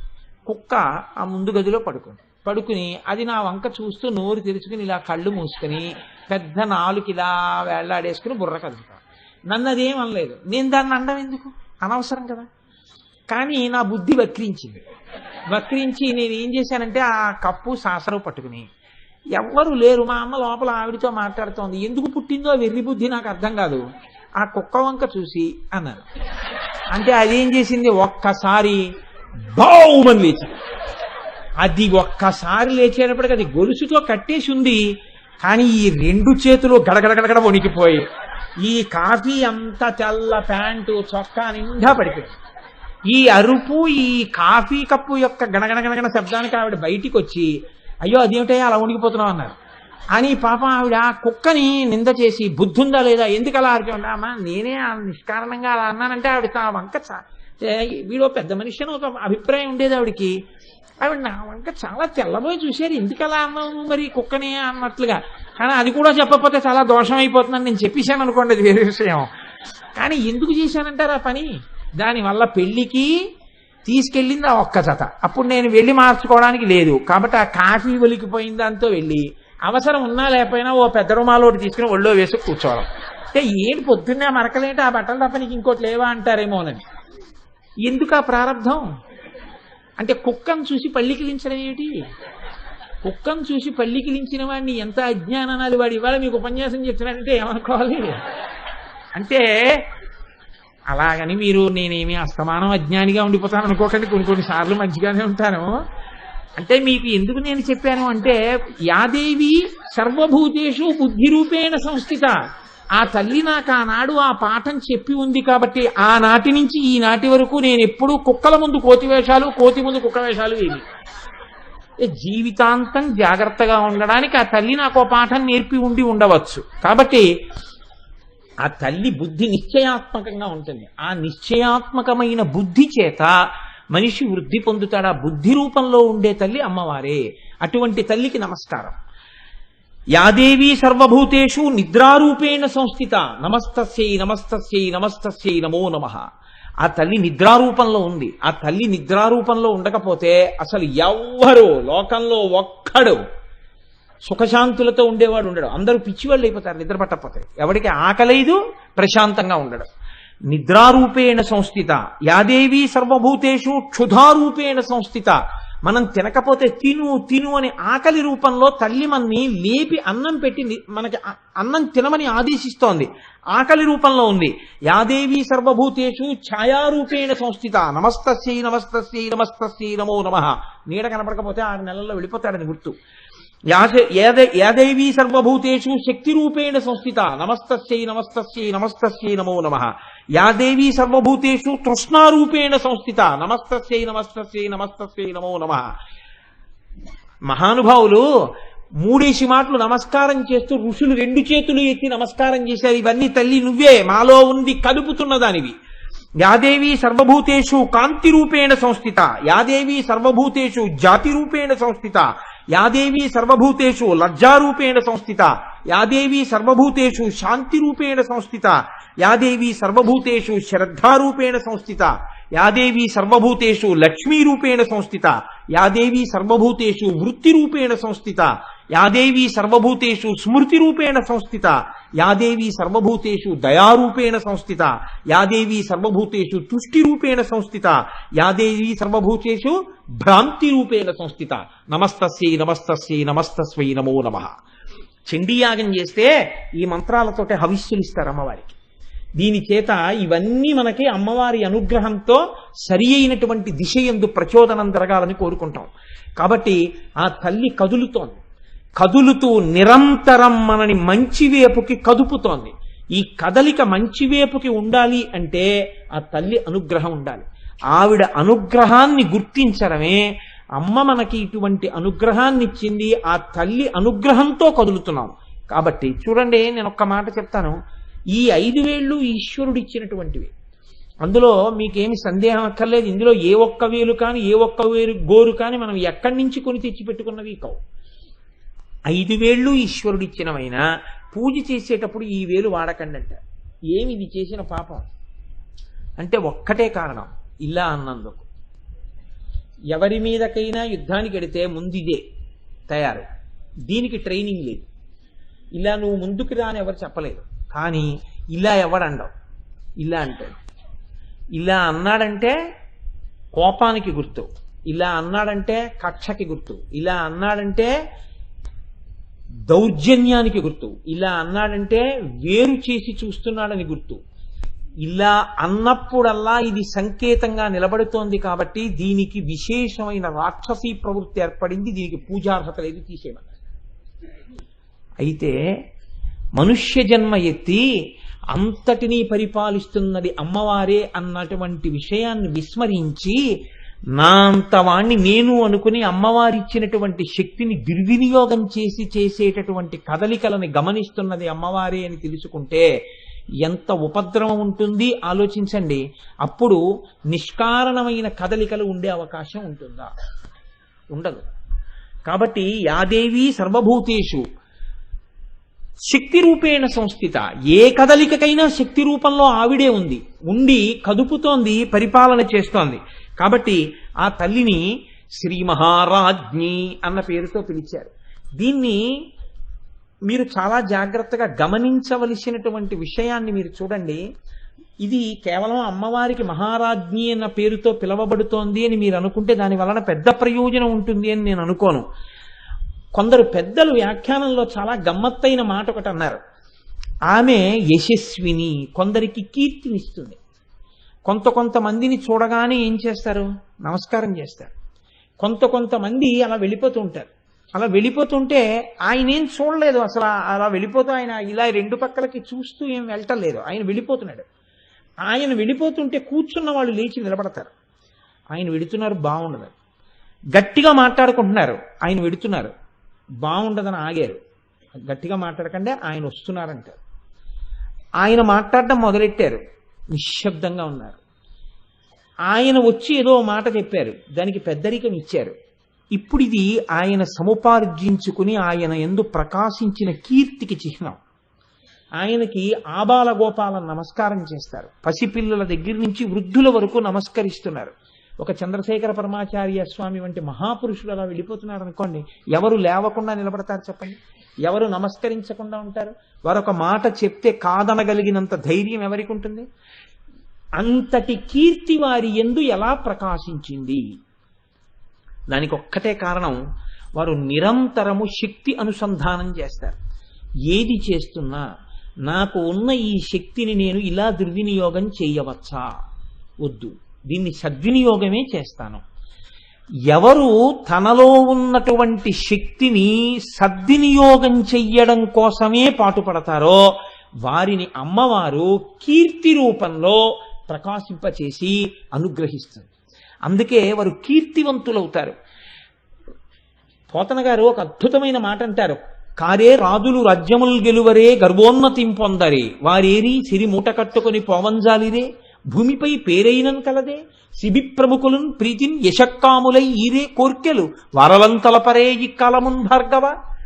లోకం ఎవరిని జ్ఞాపకం పెట్టుకుంటుంది అంటే ఎవరు తను బతికుండగా శక్తిని సక్రమంగా వినియోగం చేసి కీర్తిని గడించాడో అటువంటి మహాపురుషుణ్ణి మాత్రమే జ్ఞాపకం పెట్టుకుంటుంది. అందుచేతనే శక్తిని సద్వినియోగం చేసుకున్నవాడు కీర్తి రూపంలో అమ్మవారి చేత పరిపాలింపబడి యశస్సుని పొందినవాడుగా ప్రకాశిస్తాడు. అపకీర్తిని పొందినవాడు అంటే వాడు అమ్మవారి అనుగ్రహాన్ని కోల్పోయి తన శక్తిని తాను విచక్షణతో కాకుండా విచక్షణారహితంగా వినియోగించినవాడు. అందుకే వాడు మళ్లీ కీర్తివంతుడు కాగలడా? కాగలడు. ఎప్పుడు కాగలడు? అమ్మవారి అనుగ్రహంతోనే కాగలడు. మళ్లీ వాడు అమ్మవారి పాదములు పట్టుకోగలిగాడు అనుకోండి, అంతే, వాడు ఎంతటి కీర్తివంతుడైనా అవుతాడు. కావలసింది ఒక్కటే, లోపల ఉండేటటువంటి పరిపాలనాంశ కలిగిన అమ్మవారిని నువ్వు దృష్టిలో పెట్టుకోవడమే. దృష్టిలో పెట్టుకున్న నాడు నీకే ఇబ్బంది ఉండదు. ఇదంతా తల్లి పరిపాలన చేస్తోందనేటటువంటి వివేకంతో నువ్వు ప్రవర్తించగలగడం. కాబట్టి ఇది శ్రీ మహారాజ్ఞి. ఇంతకన్నా వెడితే ఒక్కొక్క నామంతోనే ఉండిపోతోంది. కాబట్టి అలా దాన్ని అక్కడతో ఈ విషయాన్ని మనం గమనించగలిగితే అహంకార పరిత్యాగమునకు ఈ నామం చాలా బాగా మనకి ఉపయుక్తం అవుతుంది. ఎందుకంటే మీ యందు ఏ విభూతి ఉన్నా మీరు దానికి గర్వపడిపోవలసినటువంటి అవసరం ఏముంటుందండి? ఏమీ ఉండదు. ఎందుకనంటే మీరు ఏది చేసినా అమ్మవారి చేతిలో ఉపకరణంగా మీరు చేయగలుగుతున్నారు. మీలోంచి వచ్చేటటువంటి ఏ కదలిక అయినా ఆవిడ అనుగ్రహంతో కదిలింది తప్ప మీదన్న కదలిక ఏం లేదు. కదలికలు ఆగి మీరు ధ్యానం చెయ్యగలిగినా ఆవిడ అనుగ్రహంతోనే కదలికలు ఆగుతున్నాయి. రెండింటికి ఆవిడ కారణం. అందులో మీ గొప్పతనం ఏముంది? మీ గొప్ప అనుకున్ననాడు మీకేమీ అసలు ప్రకాశించదు. నేను వెతుకుతున్నాను అనుకున్ననాడు హనుమకి సుందరకాండలో సీతమ్మ దర్శనం అయిందా? చతురంగుళమాత్రోపినావకాశస్య విద్యతే రావణంతఃపురే తస్మిన్ యంకపిర్న జగాయ సహా. 4 అంగుళాలు వదిలిపెట్టకుండా వెతికానన్నారు. దర్శనం అవ్వలేదు. అమ్మా నమోస్తు రామాయ సలక్ష్మణాయ దేవ్యై చ తస్యై జనకాత్మజాయై అన్నారు. అమ్మ నువ్వు దేవివి, నువ్వు క్రీడిస్తావు, ప్రకాశిస్తావు. అమ్మ నువ్వు అనుగ్రహించాలి, నాకు కనపడాలి. నేను నిన్ను చూడడం ఏమిటమ్మా అన్నారు. అంతే, అమ్మవారు అనుగ్రహించి దర్శనమిచ్చి హనుమ సీతమ్మని దర్శనం చేశారన్న కీర్తిని హనుమకి ఇచ్చింది. కాబట్టి మీరు అమ్మవారి చేతి ఉపకరణాన్ని అనుకున్నంతసేపు ప్రకాశిస్తూనే ఉంటారు. పట్టకార నేను పాలగిన్నెని వేడిగిన్నెని పట్టుకున్నాను అని అహంకరించింది అనుకోండి, పట్టుకున్న పైనున్న చెయ్యి వదిలిపెట్టేసింది అనుకోండి, పటకార బతుకు బయటకు వచ్చేస్తుంది. పైనున్న చెయ్యి పట్టుకుంటే పట్టుకున్న దాన్ని అని పటకార అనుకున్నంతసేపు పటకారకు ప్రమాదం లేదు. ఎన్ని గిన్నెలైనా ఎన్ని వేడి గిన్నెలైనా దింపేస్తుంది. నేనే పట్టుకుంటున్నానని పటకార అనుకున్న మరుక్షణంలో పటకార పడిపోతుంది, పాలగిన్నె పడిపోతుంది. పైన పట్టుకున్న చెయ్యి ఒకటి ఉంది, ఆ చేతి పట్టు పటకారలో ప్రవేశించి పటకార వేడి పాలగిన్నెని పట్టగలిగింది. ఈ పైన ఉన్న పట్టుని మీరు పట్టుకోగలగాలి. లోపల పట్టు మీదై ఉండాలి, పైన పట్టు అమ్మవారిదై ఉండాలి.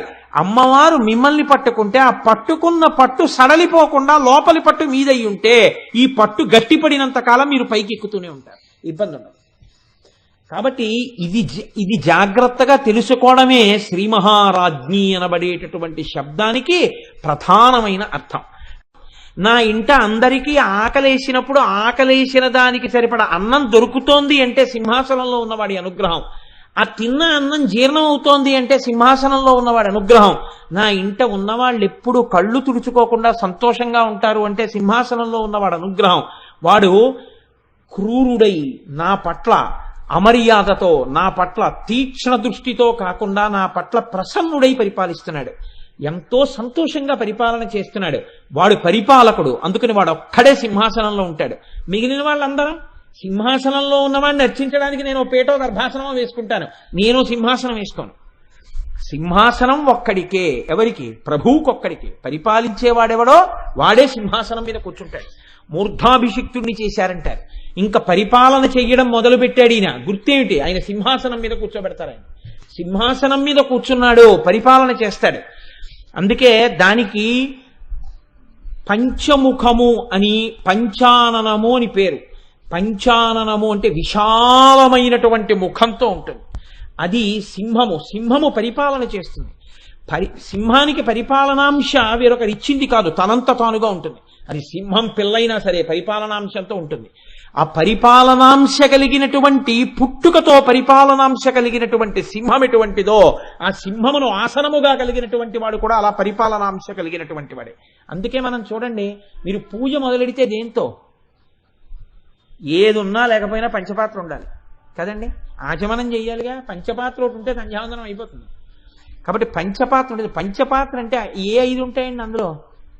పంచపాత్ర అంటే 5 ఉంటాయని పంచపాత్ర అనరు. దాని ముఖం సింహంలాగే విశాలంగా ఉంటుంది, మధ్యలో సన్నగా ఉండి లోపల సన్నగా ఉంటుంది. ముఖం మాత్రం విశాలంగా ఉంటుంది, లేకపోతే గ్లాస్ అంటారు దాన్ని. పంచపాత్ర పట్టుకెళ్ళాడంటారు. అంటే అది కూడా సింహమే. పంచ అన్న శబ్దంలోంచి తయారైంది పంచపాత్ర అన్నది. అందుకని ఉపాసన కూడా అక్కడే మొదలు. కాబట్టి సింహాసనము, ఈ సింహాసనం మీద కూర్చున్నవాడెవరో ఆయన పరిపాలకుడు. అమ్మవారు ఎక్కడ కూర్చునుంది? సింహాసనం మీద కూర్చునుంది. శ్రీమత్ సింహాసనేశ్వరి. ఇప్పుడు ఆ తల్లి సింహాసనం మీద కూర్చునుంటే అందరూ సింహాసనం మీద కూర్చున్న వాళ్ళు అన్నప్పుడు ఏదో ఓ కొయ్య దొంగనో దాన్ని తీసుకొచ్చి దాంతో సింహం తయారు చేసి ఓ ఆసనం వేసి రెండు పక్కల ఇలా సింహాలు పెట్టి దాని మీద ఇలా చెయ్యేసి ఓ మెత్తటి పరుపు వేసి కూర్చోండి అంటారు. సింహాసనం మీద కూర్చున్నాడంటారు. అంతేకాని నిజంగా ఓ సింహాన్ని తీసుకొచ్చి అక్కడ కూర్చోబెట్టి అయ్యా దీని మీద మీరు కూర్చోండి అంటే ఎవడు కూర్చోడేమో. అలా ఎవరు కూర్చోరు. మహానుభావుడు ఆయన కూర్చున్నాడు అంతే. అయ్యప్ప స్వామి కూర్చున్నాడు. పెద్ద పులి మీద కూర్చున్నాడు. సింహం మీద అసలు ఒకరు అడిగారా అడగలేదా అని చూడకుండా సింహాన్ని నిజంగా తనంత తానుగా వాహనం చేసుకున్నది లోకంలో ఎవరు? మా అమ్మ ఒక్కతే. అమ్మవారు ఒక్కతే సింహాన్ని వాహనం చేసుకుని సింహవాహన అయింది ఆవిడ. ఆవిడికి వేరొకరు సింహం మీద ఆసనం తీసుకొచ్చి నిజంగా కొయ్య దుంగతో చేసిన సింహాసనం మీద కూర్చోబెట్టలేదు. ఆవిడ ఆసనం సింహమే. ఆవిడ సింహం ఎక్కే యుద్ధం చేసింది. సింహాసనం మీద యుద్ధం చేసినప్పుడే మహిషాసురుడి తరపున అంధకుడు వస్తే సింహం మాంసపు ముద్ద చేసి పంజాతో ఒక్క దెబ్బ కొట్టి మింగేసింది. అటువంటి సింహం మామూలు సింహం కాదు. పెద్ద పెద్ద రాక్షసుల్ని పంజాలతో కొట్టి చంపే సింహం అంటే అదేం మందంగా నడవదు ఏనుగులాగా. సింహం పరిగెత్తడం అంటే యుద్ధభూమిలో ఏం రథం వెళ్ళినట్టు ఉండదు. అటువంటి సింహం మీద ఆవిడ కూర్చుంటుంది. ఆవిడ కూర్చున్నప్పుడు సింహం మీద కూర్చుంటే ఎలా ఉంటుంది? సింహమే అలా ఉంటే సింహం మీద కూర్చుని సింహం వేగానికి ఒరిగిపోకుండా తాను కూడా కదులుతూ అంతకన్నా ఉగ్రంగా కూర్చుని చంపుతుంది. మరి అటువంటి చంపే అమ్మని ఉపాసన చేయడం భయం కాదా? కాదు. అమ్మ చంపేది నీ శత్రువుల్ని, నిన్ను కాదు. ఆ అమ్మ నీ పట్ల ప్రసన్నమూర్తి. నీ కోసం వీధిలో వాళ్ళతో దెబ్బలాడుతున్న నీ అమ్మ నీ పట్ల కారుణికురాలు. ఆమె పట్ల నీకు భయం ఎందుకు? ఆవిడకి సహజంగా సింహం వాహనం. అందుకని శ్రీమత్ సింహాసనేశ్వరి దేవి భాగవతంలో వ్యాసుడు అంటాడు, శ్వేతానన కృష్ణనేత్ర సంరక్తాధర పల్లవ తామ్రపాణి తలాకాంత దివ్యభూషణభూషిత అష్టాదశ భుజాదేవి సహస్రభుజమండిత సంభూతాసురనాశాయ తేజోరాశి సముద్భవ అంటాడు. తేజోరాశి, ఒక పెద్ద తేజస్సు తీసుకొచ్చి కూర్చోపెడితే ఎలా ఉంటుందో అలా ఉంటుంది ఆవిడ. అష్టాదశ భుజాదేవి 18 చేతులతో ఆవిర్భవించింది. ఇలా చూసి అమ్మవారికి 18 చేతులు అనుకున్నారంతే. సహస్ర భుజమండిత 1000 భుజాలైపోయాయి. ఎప్పుడైపోయాయి ఎవరికి తెలియదు. సింహం మీద కూర్చొని మహిషాసుర మర్దనం చేసినప్పుడు అలా చేసింది. అంతే. దేవతలందరూ ఆ సింహం మీద వెడిలి మహిషాసుర మర్దనం చేస్తున్న తల్లిని చూసి అయిగిరి నందిని నందితమోదిని విశ్వ వినోదిని నందినుతే గిరివర వింధ్య శిరోధిని వాసిని విష్ణు విలాసిని విష్ణునుతే అని మనం శారదా నవరాత్రుల్లో అనుసంధానం చేస్తుంటాం కదా. స్తోత్రం చేశారు. మీరు నిజంగా సింహవాహన ఎవరు? ఆ తల్లే. ఆవిడ సహజంగా సింహము వాహనముగా కలిగినది కాదు. ఆ సింహాసనంలో ఉన్నటువంటి తల్లికి భయపడి ఈ లోకంలో ఉండేటటువంటి పరిపాలన అంతా జరుగుతోంది. పరిపాలన దేని వల్ల జరుగుతుంది? ప్రభువు అన్ని వేళలా అందరి మధ్య ఉండి ఉద్యోగుల మధ్యలో పనిచేయడు. ప్రభువు ఎక్కడో ఉంటాడు. కానీ ఎందుకు భయపడతారు? అమ్మో ఆయనకి తెలిసిందంటే అని భయపడుతుంటారు. ప్రభువుకి తెలిస్తే ఎవరా ప్రభువు? సింహాసనంలో కూర్చున్నవాడు. సింహాసనంలో కూర్చున్న అమ్మవారి ఆజ్ఞకి భయపడిన కారణం చేతనే మనం బ్రతికుండడానికి అత్యంత అవసరమైనటువంటి వాయువు మనం వెళ్ళి పీల్చనవసరం లేకుండా మన దగ్గరికి వచ్చి మనలో పెడుతోంది. అలా వెళ్ళకపోతే అమ్మవారు ఒప్పుకోదండి. కాబట్టి నీరు ప్రవహించి వెడుతోందంటే అమ్మవారి యొక్క అనుగ్రహం. ఆ క్షణానికి ఊపిరి తీసేస్తున్నాడంటే యమధర్మరాజు గారికి అమ్మవారి భయం. ఎవరెవరి పనులు వాళ్ళు చెయ్యాలో అలా చేస్తున్నారంటే కేవలం ఆ తల్లి యొక్క భయానికి ఈ బ్రహ్మాండాలన్నీ అలా నడుస్తున్నాయి. భూమి అలా తిరుగుతోంది, సూర్యుడు అలా ప్రకాశిస్తున్నాడు, అగ్ని అలా వేడిగా ఉంది. ఆ తల్లి ఆజ్ఞకి భయపడి ఈ లోకమంతా నడుస్తోంది. అలా కూర్చున్న తల్లి, అలా పరిపాలించిన తల్లి ఎవరో ఆవిడ సింహాసనంలో కూర్చుంది. కాబట్టి ఆవిడ శ్రీమత్ సింహాసనేశ్వరి కాదుట. కశ్యప పశ్యకోభవతి అని సింహ అన్న శబ్దాన్ని వ్యత్యస్తం చేస్తే, అంటే కొంచెం అటు ఇటు మారిస్తే హంసి అవుతుంది. మీరు చూడండి, వేదంలో కశ్యప అన్న శబ్దాన్ని వ్యత్యస్తం చేస్తే పశ్యక అవుతుంది. వేదం కశ్యప అన్న శబ్దాన్ని పశ్యక అని చెప్పింది. అలాగే సింహ అన్న పదాన్ని వ్యత్యస్తం చేస్తే హంసి అవుతుంది. హంసి అంటే ఏమిటండి? తన్నో హంసి ప్రచోదయాత్ అంటుంటారు. హంసి అంటే మందంగా నడవవలసినటువంటిది. చాలా మెల్లమెల్లగా మెల్లమెల్లగా నడుస్తుంది హంస, కంగారు కంగారుగా నడవదు. అందుకే హంస దేనికి ప్రసిద్ధి అంటే నడకకి ప్రసిద్ధి. పరమహంస అంటారు. పరమహంసలు ఏం చేస్తారు? జగత్తుని బ్రహ్మాన్ని వేరు చేసి చూస్తారు. అలాగే యోగనిష్టలోకి ప్రవేశించేటటువంటి వాడు తన ఊపిరిని చాలా మందంగా పీల్చి చాలా మెల్లగా విడిచిపెడుతుంటారు. అంతేగాని ఆయాసం వచ్చిన వాళ్ళ గబగబగబా పీల్చరు. అలా మెల్లగా పీల్చి మెల్లగా విడిచిపెడుతున్నప్పుడు ఈ ఊపిరిని తీసి ఊపిరిని విడిచిపెట్టడం కారణంగా ఉన్నాడు అంటున్నారు. చాలా జాగ్రత్తగా మీరు గమనించండి. వీడు ఉన్నాడు భవతి అని దేన్ని బట్టి అంటారు? ఊపిరి లోపలికి వెళ్ళాలి, ఊపిరి బయటికి రావాలి. ఊపిరి లోపలికి ఎక్కడ వరకు వెళ్ళాలి అంటే అని పీల్చేసి ఇంకా పీల్చేస్తానన్నారు అనుకోండి, వెళ్ళదు. కొంతవరకు పీల్చాక ఆగిపోతుంది. ఆగిపోయాక ఏమవుతుంది? మళ్ళీ వదిలిపెట్టేయాలి. మళ్ళీ చాలా వదిలిపెట్టేస్తాను అన్నారు అనుకోండి, కొంతవరకు, ఆ తర్వాత వదిలిపెట్టలేరు, మళ్ళీ పీల్చేయాలి. ఈ పీల్చేటట్టు వదిలేటట్టు, కొంతవరకే పీల్చగలిగేట్టు కొంతవరకే వదిలిపెట్టేట్టు. ఓ 2-3 రోజులు ఊపిరి తీసే గొడవ లేకుండా పీల్చి లోపల పెట్టేసుకుంటానండి, నేను పీల్చేస్తానంటే ఏం కుదరదు.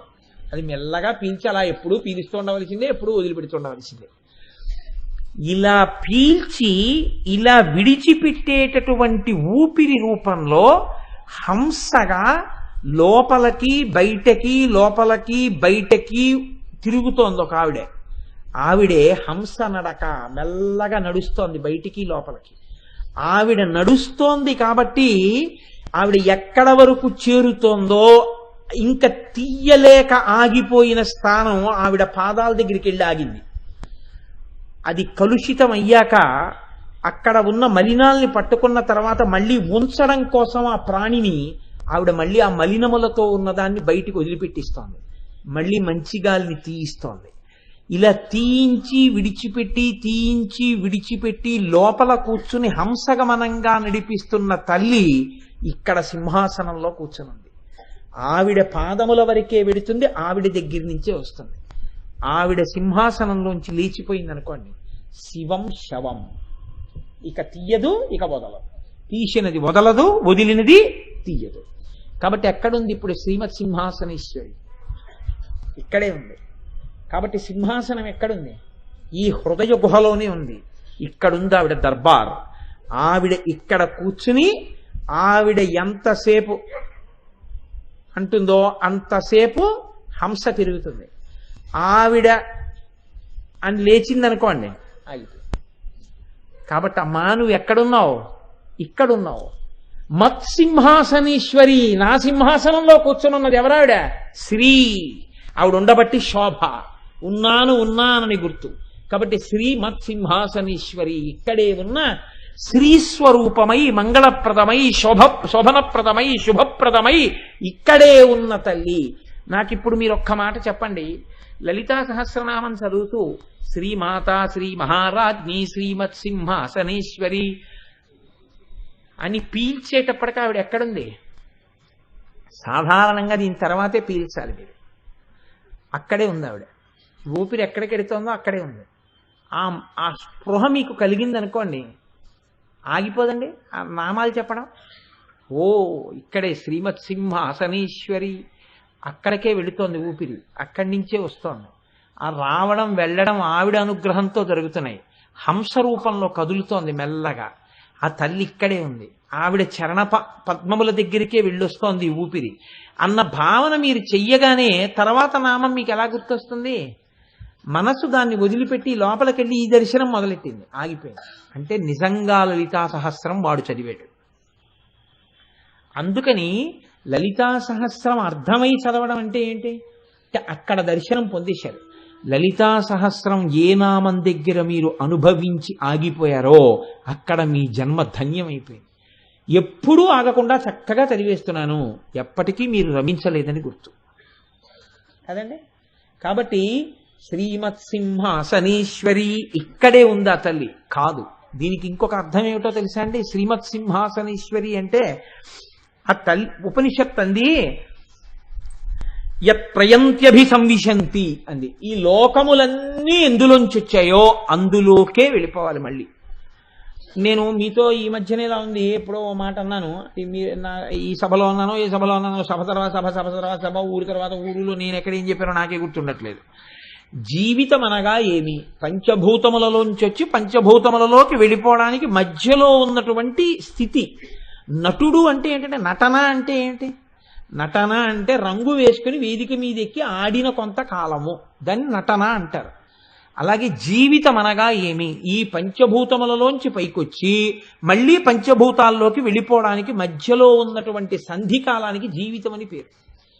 ఈ జీవితం అనేటటువంటిది ఏది ఉన్నదో ఆ జీవితమునందు మీరు ఇంద్రియములతో, మనస్సుతో, 3 అవస్థలతో ఉన్నారు. తర్వాత ఈ పంచభూతాలతో ఉన్న శరీరం ఏమవుతోంది? మళ్ళీ పంచభూతాల్లోకే వెళ్ళిపోతుంది. ఈ వెళ్ళిపోయేటట్టుగా చేసేటటువంటి ప్రక్రియ ఏది ఉందో అది సమస్త భూతములను, ఈ లోకంలో ఎన్నున్నాయో అన్నీ ఎక్కడికెడతాయి? ఈ పంచభూతాల్లోకే వెడతాయి. అది ఎంత గొప్ప శరీరమైనా కానివ్వండి, ఎక్కడికెడతాయి? ఆ పంచభూతాల్లోకే వెళ్ళిపోతాయి అంతే. ఈ పంచభూతాల్లోకి వెళ్ళిపోయేటట్టుగా చేసేటటువంటి శక్తి ఏది? ఆ శక్తినే యత్ ప్రయంత్యభిసంవిశంతి, అలా వెళ్ళిపోయేటట్టుగా చేసిన శక్తిని సంహార ప్రక్రియ అంటారు. ఇది చాలా గమ్మత్తుగా ఉంటుంది. మనుష్యుడైతే తీసుకెళ్లి ఎక్కడో కలిపేస్తారు, ఎవరో ఒకళ్ళు తీసుకెళ్లిపోతారు. ఈ మధ్య ధూర్తులు బయలుదేరి 3 రోజులు అమ్మని కూడా తీసుకెళ్లకుండా ఇళ్లలో ఉంచిన వాళ్ళు పుట్టుకొస్తున్నారు అని తెలియాం. కాబట్టి ఉండొచ్చు, ఎక్కడో ఒక్కడు ధూర్తుడు ఉండొచ్చు, దాని చేత 1,000,000 మంది మంచి వాళ్ళని తప్పు పట్టడానికి ఉండదు. మీరు చూడండి, లోకంలో పిపీలికాది పర్యంతంలో అనేక ప్రాణులు పుడుతున్నాయి, అనేక ప్రాణులు వెళ్ళిపోతున్నాయి. మరి ఈ ప్రాణులన్నింటికీ ఎవరు చేస్తున్నారు అంత్యేష్టి సంస్కారం? ఇప్పుడు ఒక ప్రాణి పంచభూతాల్లో కలిసిపోవడం అంటే కదలిక కదండి. అది కూడా మీరు కొంచెం జాగ్రత్తగా ఆలోచించండి. మీకు తేలికగా చెప్పారంటే ఒక కుక్క ఉందండి, కుక్క కదులుతోంది, ఉంది, కుక్క పడుకుంది, కదలిక లేదు కదండి. మరి బతికుందని గుర్తేంటి? ఇక్కడే భగవాన్ రమణులు ఒక అత్యద్భుతమైన మాట అన్నారు. యజమాని పగటి పూటంతా తిరిగాడు, రాత్రి యజమాని తలుపులన్నీ వేసేశాడు, లైట్లన్నీ ఆర్పేశాడు. ఒక చిన్న లైట్ వెలుగుతోంది, అది యజమాని ఉన్నా వెలుగుతుంది, లేకపోయినా వెలుగుతుంది, ఆయన లైట్ నుంచి వెళ్ళిపోతుంటాడు ఎక్కడికన్నా వెడితే. ఒక లైట్ వెలుగుతోంది, తలుపులు వేసేసి ఉన్నాయి, ఎక్కడ అలికిడి లేదు, యజమాని గాఢ నిద్రపోతున్నాడు. కానీ ఇప్పుడు మీరు యజమాని ఇంట్లో లేడు కదా, యజమాని ఉన్నాడో లేడో తెలియని స్థితి, లేడనుకుని ఆ ఇంటి లోపలికి వెళ్ళారు. యజమాని నిద్రపోయినా నిద్రపోనిది ఒకటి ఉంది యజమానిని రక్షించుకోవడానికి, ఆ ఇంటి కుక్క. అది తిరుగుతూనే ఉంటుంది, ఇంట్లోకి బయటికి, అరుగు మీదకి బయటికి తిరుగుతోంది. అది భౌ అనేది. కదలిక లేకుండా ఉన్నాం మనం ఒకప్పుడు. ఇప్పుడు రాత్రి నిద్రపోతున్నప్పుడు కదలిక లేదు. కదలిక లేకుండా అయిపోయిందండి తీసుకెళ్ళిపోదాం అంటారేంటి? ఒక కదలిక ఉంది. ఇంటి కుక్క ఒకటి పైకి లోపలికి బయటికి, లోపలికి బయటికి వెళుతోంది. హంసగా వెళ్ళిన ఆవిడే, మీరు హేయంగా చెప్పిన ఆవిడే కదులుతోంది. ఇది కదులుతున్నంతసేపు అలా ఏం తీసుకెళ్ళిపోరు, ఉన్నాడనే అంటారు ఇంకా కదండి. కానీ అది కూడా ఆగిపోయింది కుక్కకి. ఇప్పుడు కుక్క పూర్తిగా ఆగిపోయింది కదా, ఇప్పుడు కుక్క ఉన్నది అనడానికి ఏం లేదు. కానీ ఇప్పుడు ఈ కుక్క అనబడేటటువంటి నామరూపములు కలిగిన జీవి పంచభూతములలోకి వెళ్ళాలా వద్దా? ఇప్పుడు ఈ నామరూపములు కలిగిన కుక్క రూపం, కుక్క శరీరం పంచభూతాల్లోకి కలవాలంటే కదలిక ఉందా లేదా? ఈ పంచభూతాల్లో కదిలిపోవాలా? అప్పుడు ఎవరు కదుపుతారు? మనిషి కంటే పోనీ ఎవరో కలిపారు, ఎవరో తీసుకెళ్లారు, ఏదో చేశారు. కుక్కను ఎవరు చేశారు? అంటే ప్రాణ అపాన వ్యాన ఉదాన సమాన నాగ కూర్మ కృకర ధనంజయ దేవదత్తములని 10 వాయువులు ఉంటాయి.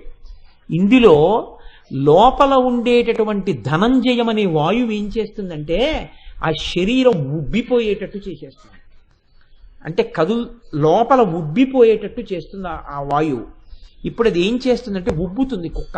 అందుకే చూడండి, ఒక కుక్కను పడేస్తే ఉబ్బిపోతుంది శరీరం, ఉబ్బిపోయి పగిలిపోయిన తర్వాత క్రిములు కీటకాలు అన్ని తినేస్తుంటాయి. క్రమక్రమంగా ఆ చర్మం శిథిలం అయిపోయి మట్టిలో కలిసిపోతుంది.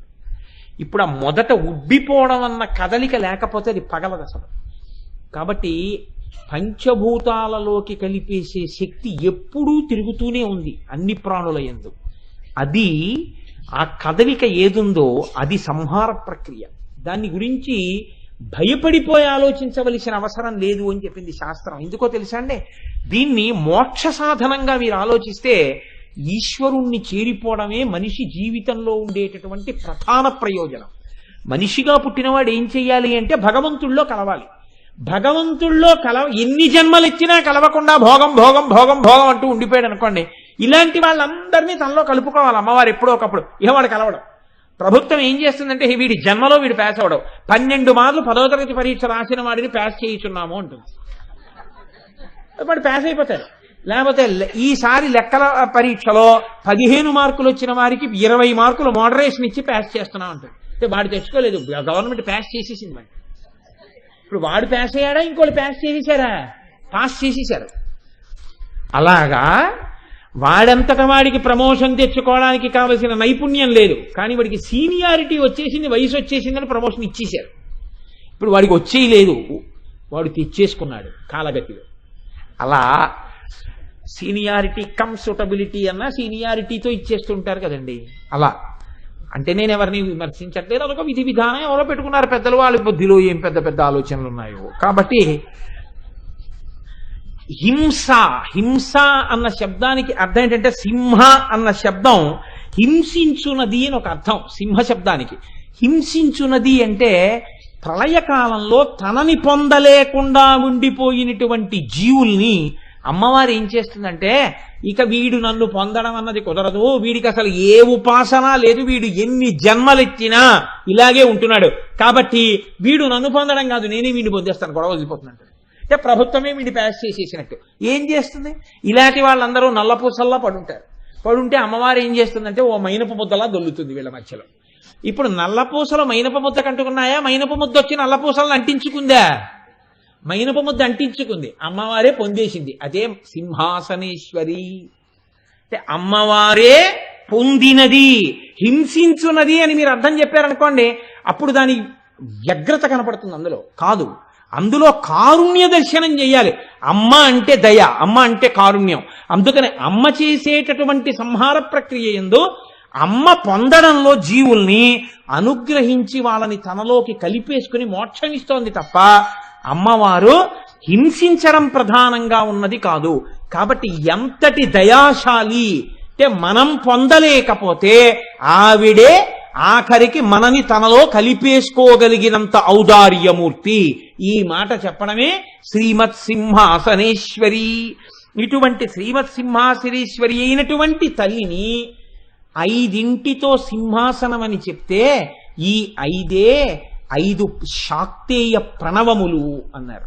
ఇది మంత్రశాస్త్ర రీత్యా మీకు అక్కడక్కడా నేను చూపిస్తాను అన్నాను. శ్రీం హ్రీం క్లీం ఐం సౌహ్ అనేటటువంటి 5 బీజాక్షరాల్ని సింహాసనంగా చేసుకుని అమ్మవారు కూర్చుంటుంది. కాబట్టి శ్రీమత్ సింహాసనేశ్వరి, 4 దిక్కులు మధ్యలో కూర్చున్న అమ్మ, అదే ఆవిడ సింహాసనం. తూర్పు, పశ్చిమం, ఉత్తరం, దక్షిణం, ఈ 4 దిక్కులు మధ్యలో ఆవిడ కూర్చున్న ప్రదేశం, ఇదంతా కలిపి ఆవిడ సింహాసనం. కాబట్టి ఇప్పుడు ఆవిడ సింహాసనం ఎంతది, అంతటా నిండిపోయి ఉంటుంది. అలాగే పంచభూతాల మీద ఆవిడ అధివసించి ఉంటుంది. అవే ఈ పంచభూతములుగా మనం ఏం చెప్తామో అటువంటి పృథివీ ఆపస్తేజో వాయు ఆకాశములు, ఈ 5 అమ్మవారి సింహాసనంగా ఉండి దాని మీద ఉంటుంది. పంచముఖములు కలిగినటువంటి సజ్జోజాత అఘోర తత్పురుష వామదేవ ఈశానములు అనేటటువంటి 5 ముఖములతో 5 క్రియలు చేసేటటువంటి తత్వాన్ని అధిరోహించి ఉంటుంది. పంచప్రేతాసనాసీనయై బ్రహ్మ విష్ణు రుద్ర ఈశ్వర సదాశివులు అనేటటువంటి 4 కోళ్లు ఒక తల్పం ఉన్న సింహాసనం మీద కూర్చుంటుంది. ఇన్ని రకాలుగా ఆవిడ శ్రీమత్ సింహాసనేశ్వరి. ఆవిడ చిదగ్నికుండ సంభూత. సంభూత అంటే ప్రభవించింది. ఆవిడ చిదగ్నికుండంలోంచి వచ్చింది. మీరు ఒక్క విషయం ఆలోచించండి కొంచెం జాగ్రత్తగా. అసలు అగ్ని యందు సంభవించే ప్రాణి ఉంటుందా? లోకంలో ప్రాణి అగ్ని యందు తన రూపాన్ని కోల్పోతుంది తప్ప అగ్నిలోంచి ప్రాణి పుట్టదు, ఎక్కడా పుట్టదు అగ్నిలోంచి ప్రాణి. అగ్నికుండంలోంచి ఆవిడ ఎలా పుట్టిందండి అంటే వసిన్యాది దేవతలు అంటున్నారు, ఆ తల్లి చిదగ్నికుండ సంభూత. ఆవిడ పుట్టింది మామూలు అగ్నికుండం కాదు, చిదగ్నికుండం. ఏమిటా చిదగ్నికుండం? ఎక్కడుంది ఆ చిదగ్నికుండం అంటే బాహ్యమునందు భండాసురుడు పెట్టినటువంటి బాధలు భరించలేనటువంటి దేవతలందరూ కలిసి పెద్ద హోమకుండాన్ని ఏర్పాటు చేసి అందులో పరమశివుడు తీసుకొచ్చినటువంటి వాయువుని అగ్నిగా నిక్షేపించి తమ యొక్క శరీర భాగములను హవిస్సులుగా సమర్పిస్తే అందులోంచి అమ్మవారు ఆవిర్భవించింది. అందులో మామూలు కట్టెలు వెయ్యలేదు. అలాగే మనందరిలో కూడా చిదగ్నికుండ ఉంటుంది. అసలు ఆ చిదగ్నికుండంలోంచి ఆవిర్భవిస్తున్న అమ్మవారిని చూడాలి. ఆ ఆవిర్భావం చూడాలంటే ఈ కళ్ళు మూసుకుని మీరు లోపలికి వెళ్ళాలి. అంతర్ముఖ సమారాధ్య బహిర్ముఖ సుతుర్లభ, బయట దొరకదు ఆవిడ. ఇక్కడ ఉంటుంది చిదగ్నికుండం. ఇక్కడ కట్టెలు లేకుండా అగ్ని ఎలా ప్రకాశిస్తోంది అంటే అంతర్నిరంతం నిరింధన మేధమాని మోహాంధకార పరిపంధిని సంవిదగ్న. ఇక్కడే జ్ఞానం అనేటటువంటి అగ్నిహోత్రం ప్రకాశిస్తూ ఉంటుంది. లోపల ఉన్న జ్ఞానమన్న అగ్ని ప్రకాశిస్తే ఆ అగ్ని యొక్క ప్రకాశంలో అగ్నికి ప్రకాశం ఉంటుంది. అగ్నికి వేడి ఒక్కటే కాదు, చీకట్లో చలిమంట వేశారనుకోండి, మీకు ఆ మంట యొక్క ప్రకాశంలో వస్తువులు కనపడుతుంటాయి. ఈ ప్రకాశము అగ్నికి ఉన్నట్టే జ్ఞానమునకు ప్రకాశం ఉంటుంది. ఈ ప్రకాశము కలిగిన జ్ఞానము దేన్ని తీసేస్తుంది? అజ్ఞానం అనేటటువంటి చీకటిని తీసేస్తుంది. ఈ జ్ఞానము కలిగితే ఉత్తర క్షణంలో అజ్ఞానము పోతే మోక్షమునకు యోగ్యత కలుగుతుంది. ఏమిటండి అజ్ఞానం, ఏమిటండి అజ్ఞానం అనొచ్చు. మీకు నేను తేలిక మాటల్లో చెప్పాలి అంటే అజ్ఞానమనగా మాయ, అజ్ఞానమనగా అవిద్య. మాయ పోతే ఉండేదే జ్ఞానము. మాయ పోవడం జ్ఞానం ఉండడం అంటే ఎంత సులభంగా ఉంటుందో తెలుసా అండి. అనుష్ఠానంలోకి తేవడం కష్టం, కానీ మాయ అనగా తేలిక మాటలో మీరు బాగా గుర్తుపెట్టుకోండి, నామము రూపము మాయ. రూపము మాయ, నామము మాయ. నేను మీకు ఒక్క ఉదాహరణ చెప్తా. ఒక మట్టి ముద్ద ఒకటి ఉంది. ఇప్పుడు ఈ మట్టి ముద్దని తీసుకొచ్చి నేను ఆ మట్టి ముద్దతో ఒక ప్రమిద చేసి అక్కడ పెట్టాను. ఇది ఏమిటి అని అడిగాను. మీ అందరికీ చూపించి ఇది ఏమిటి? ప్రమిద అన్నారు. ప్రమిద అన్నది ఏమిటి? దాని పేరు. ఇప్పుడు నేను ఏం చేశానంటే దీన్ని, ఈ ప్రమిదని తీసుకొచ్చి పగల కొట్టేసి నీళ్లు పోసి మళ్ళీ మట్టితో ముద్ద చేసి ఇప్పుడు దాంతోనే ఒక చిన్న కుండి ఒకదాన్ని, తులసి కోటను ఒకదాన్ని తయారు చేసి పైకెత్తి ఇదేమిటి అన్నారు. తులసి కోట అన్నారు. బాగా గుర్తుపట్టండి. తులసి కోటగా తయారు చేసి చూపించినప్పుడు ప్రమిద అని ఎవరైనా అన్నారనుకోండి, నవ్వుతారు అందరు. అదేంటంటే తులసి కోట ప్రమిద ఏమిటండి అంటే, నేను ప్రమిదని చూపిస్తే తులసి కోట అన్నారు. ఇప్పుడు మీరు ఒకటి ఆలోచించండి, ఈ మట్టి ప్రమిద కోట, మట్టి తులసి లేకపోతే ప్రమిద. మట్టి ప్రమిద కోట కాదు, మట్టి తులసి లేకపోతే తులసి కోట కాదు, ప్రమిద కాదు, తులసి కోట కాదు. మీరు ఎలా చేస్తే అలా అవుతోంది. ఎలా మీరు చూస్తే, ఏ పేరుతో ఊహిస్తే ఆ పేరుతో ఇలా ఉంటుందని మీరు అనుకున్నట్టు కనపడిన నామము రూపము మాయ. మట్టిగా ఉన్నది సత్యం. అసలు మట్టి దాని సత్యం. మీకు పైకి కనపడినది మాయ, ఉన్నది బంగారం. అది ఈ ఉంగరంగా ఉంటే ఉంగరం. ఉంగరమని పేరు కలిగిన నామము రూపము మాయ, ఉన్న బంగారమే సత్యం. బంగారం లేకపోతే ఉంగరము లేదు, ఉంగరం అన్న పేరు లేదు, ఉంగరం అనేటటువంటి ఆభరణము లేదు, రూపము లేదు, నామము లేదు. నామము రూపము లేకుండా బంగారం ఉంటుందా? ఉంగరంగా కాకుండా ఉంగరం అన్న పేరు లేకుండా బంగారం ఉండడానికి అవకాశం ఉంటుందా? దానికి అంత పెద్ద అనుమానం ఏంటంటే ఉంటుందా? ఉంటుంది. ఇప్పుడు ఈ ఉంగరాన్ని కరిగించేసాననుకోండి, బంగారం ఉంటుందా? ఉండదా? ఉంటుంది. బంగారం మీకు ఇవ్వకుండా ఉంగరం చెయ్యి అన్నాను అనుకోండి, ఉంటుందా? ఉండదు. బంగారము లేని నామము రూపము లేవు. నామము రూపము లేకపోయినా బంగారం ఉంది. బ్రహ్మము ఉంటుంది, నామము రూపము మాయ. నామరూపములు మాయ, బ్రహ్మ సత్యం. బ్రహ్మ సత్యం, జగన్మిథ్య. ఇది అనుభవంలోకి వస్తే జ్ఞానం.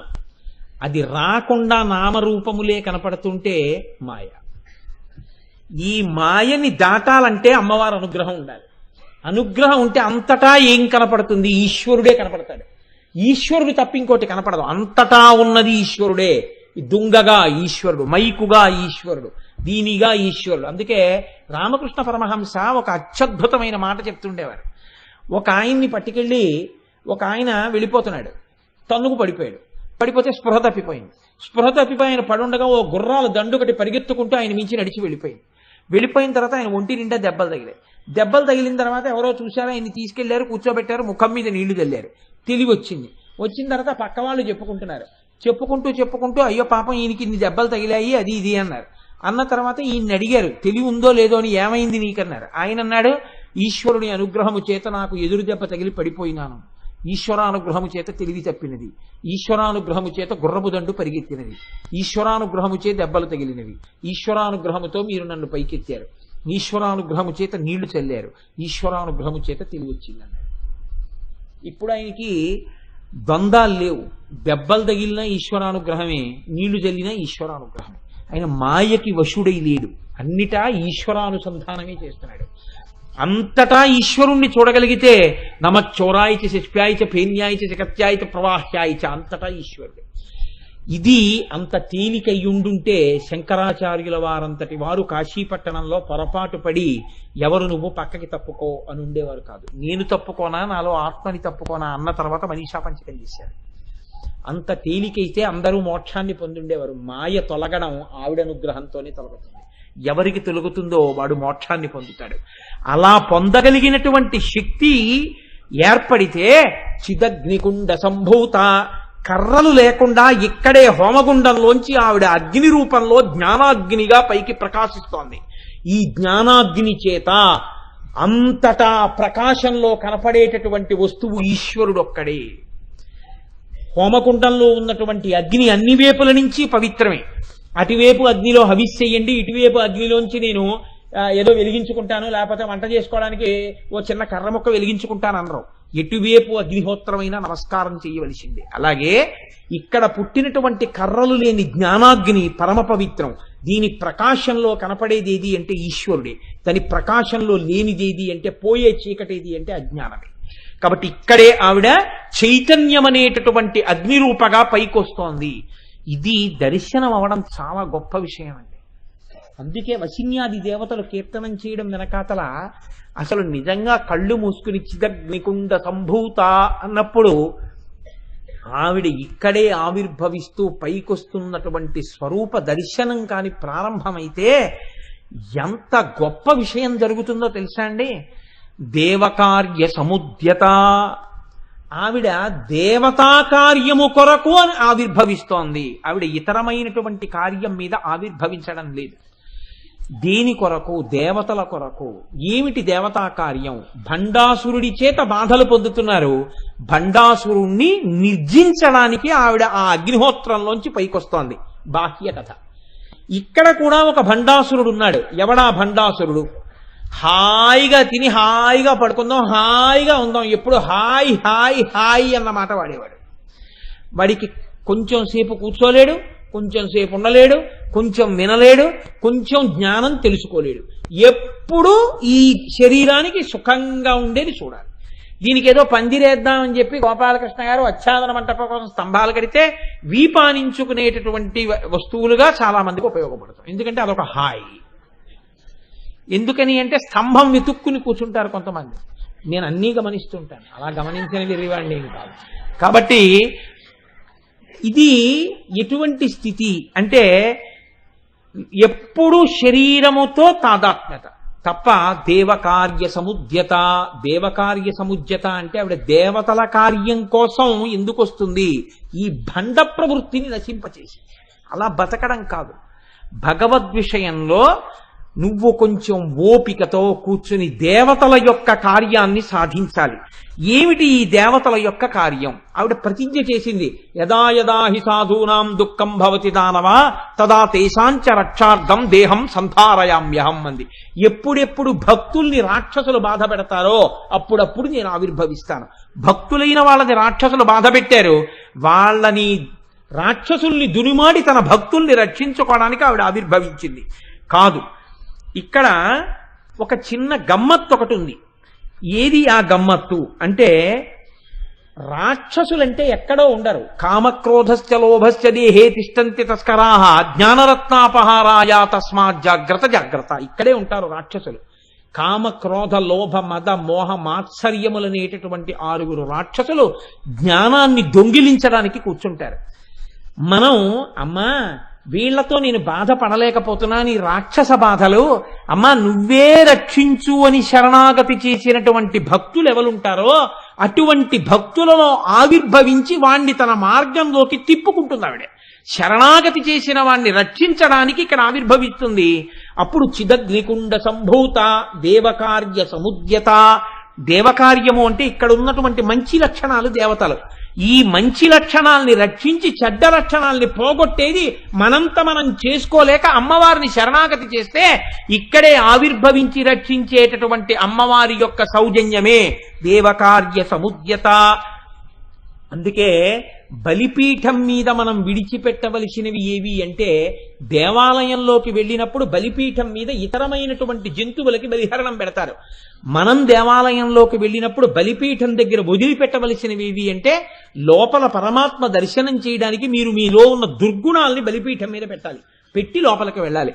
అమ్మవారికి బలులివ్వడం అంటే జంతు సంహారం అని కాదు, నీలో ఉన్న దుర్గుణాల్ని బలిపీఠం మీద పెట్టి అమ్మవారి దర్శనానికి వెళ్ళాలి. అమ్మా ఇవి నేను విడిచిపెట్టేటట్టుగా అనుగ్రహించు, నా యందు సత్వగుణాన్ని ప్రవేశపెట్టు అని మీరు ప్రార్థన చెయ్యగలిగితే ఆవిడ దేవకార్య సముద్యత, దేవతల కార్యాన్ని సాధించడానికి ఆవిడ ఆవిర్భవించింది. ఇప్పుడు మీరు ఇక్కడే లలితా సహస్రనామ స్తోత్రంలో చాలా పెద్ద రహస్యం అంతా ఇక్కడ దాక్కుందండి. ఇది పసిగట్టగలిగితే, ఇది తెలుసుకోగలిగితే, ఇది ఎవరికైనా జీవితంలో అర్థమైతే, నేను కేవలంగా ఏదో వాచికంగా నోటితో ఈ మాట అనాలని అనడం లేదు, మీరు చాలా జాగ్రత్తగా పసిగట్టే ప్రయత్నం చెయ్యండి. అమ్మవారు ఆవిర్భవిస్తున్నటువంటి సందర్భాన్ని వసిన్యాది దేవతలు స్తోత్రం చేస్తున్నారు, వ్యాసుడు మనకు అందిస్తున్నాడు. ఇప్పుడు ఆవిడ చిదగ్నికుండ సంభూత దేవకార్య సముద్యత, దేవతల కొరకు చిదగ్నిగుండంలోంచి పైకొస్తోంది. ఇప్పుడు అమ్మవారిని వసిన్యాది దేవతలు కేశాది పాదాది పర్యంతం అందిస్తున్నారు. అంటే తల దగ్గర నుంచి పాదముల వరకు అందించారు. మీకు లలితా సహస్రం వచ్చు కాబట్టి ఒకసారి పరిశీలనం చేయండి. తల దగ్గర నుంచి పాదాల వరకు చెప్పారు. తల దగ్గర నుంచి పాదాల వరకు చెప్పేటప్పుడు ముందు తల కనపడాలా, చేతులు కనపడాలా? నేనేం పెద్ద ప్రశ్న ఏం వేయలేదండి, ఆలోచించండి. ఏది కనపడాలి? తల కనపడాలి.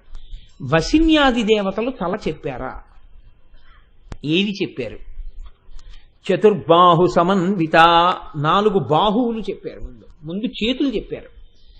ముందు చేతులు ఎలా కనపడతాయి? చేతులు కనపడ్డాయి. బాహువులని వదిలిపెట్టి అయ్యో సరే ఏదో అనీశం కదా అని తల దగ్గరికి వెళ్ళారా?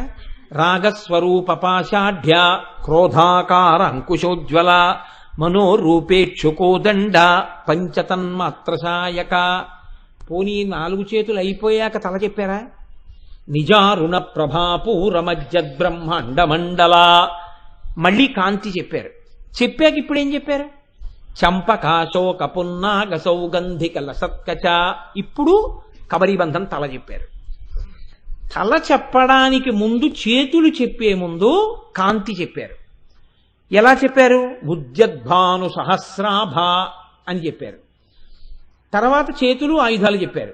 మళ్ళీ మధ్యద్బ్రహ్మ అండమండల, మళ్ళీ కాంతి చెప్పారు. ఇప్పుడు తల చెప్పారు. ఎందుకు అలా మార్చారు? వశన్యాది దేవతలు తిన్నగా తల చెప్పి కిందకొస్తూ చెప్పకుండా కాంతి చెప్పి 4 బాహువులు ఆయుధాలు చెప్పి కాంతి చెప్పి తల చెప్పారు. ఇలా ఎందుకు వచ్చింది లలితా సహస్రం? ఎందుకు అలా చెప్పవలసి వచ్చింది? దీని వెనకాతల ఏదైనా రహస్యం ఉందా? నేను మీకు పరమ యథార్థం చెప్తున్నాను.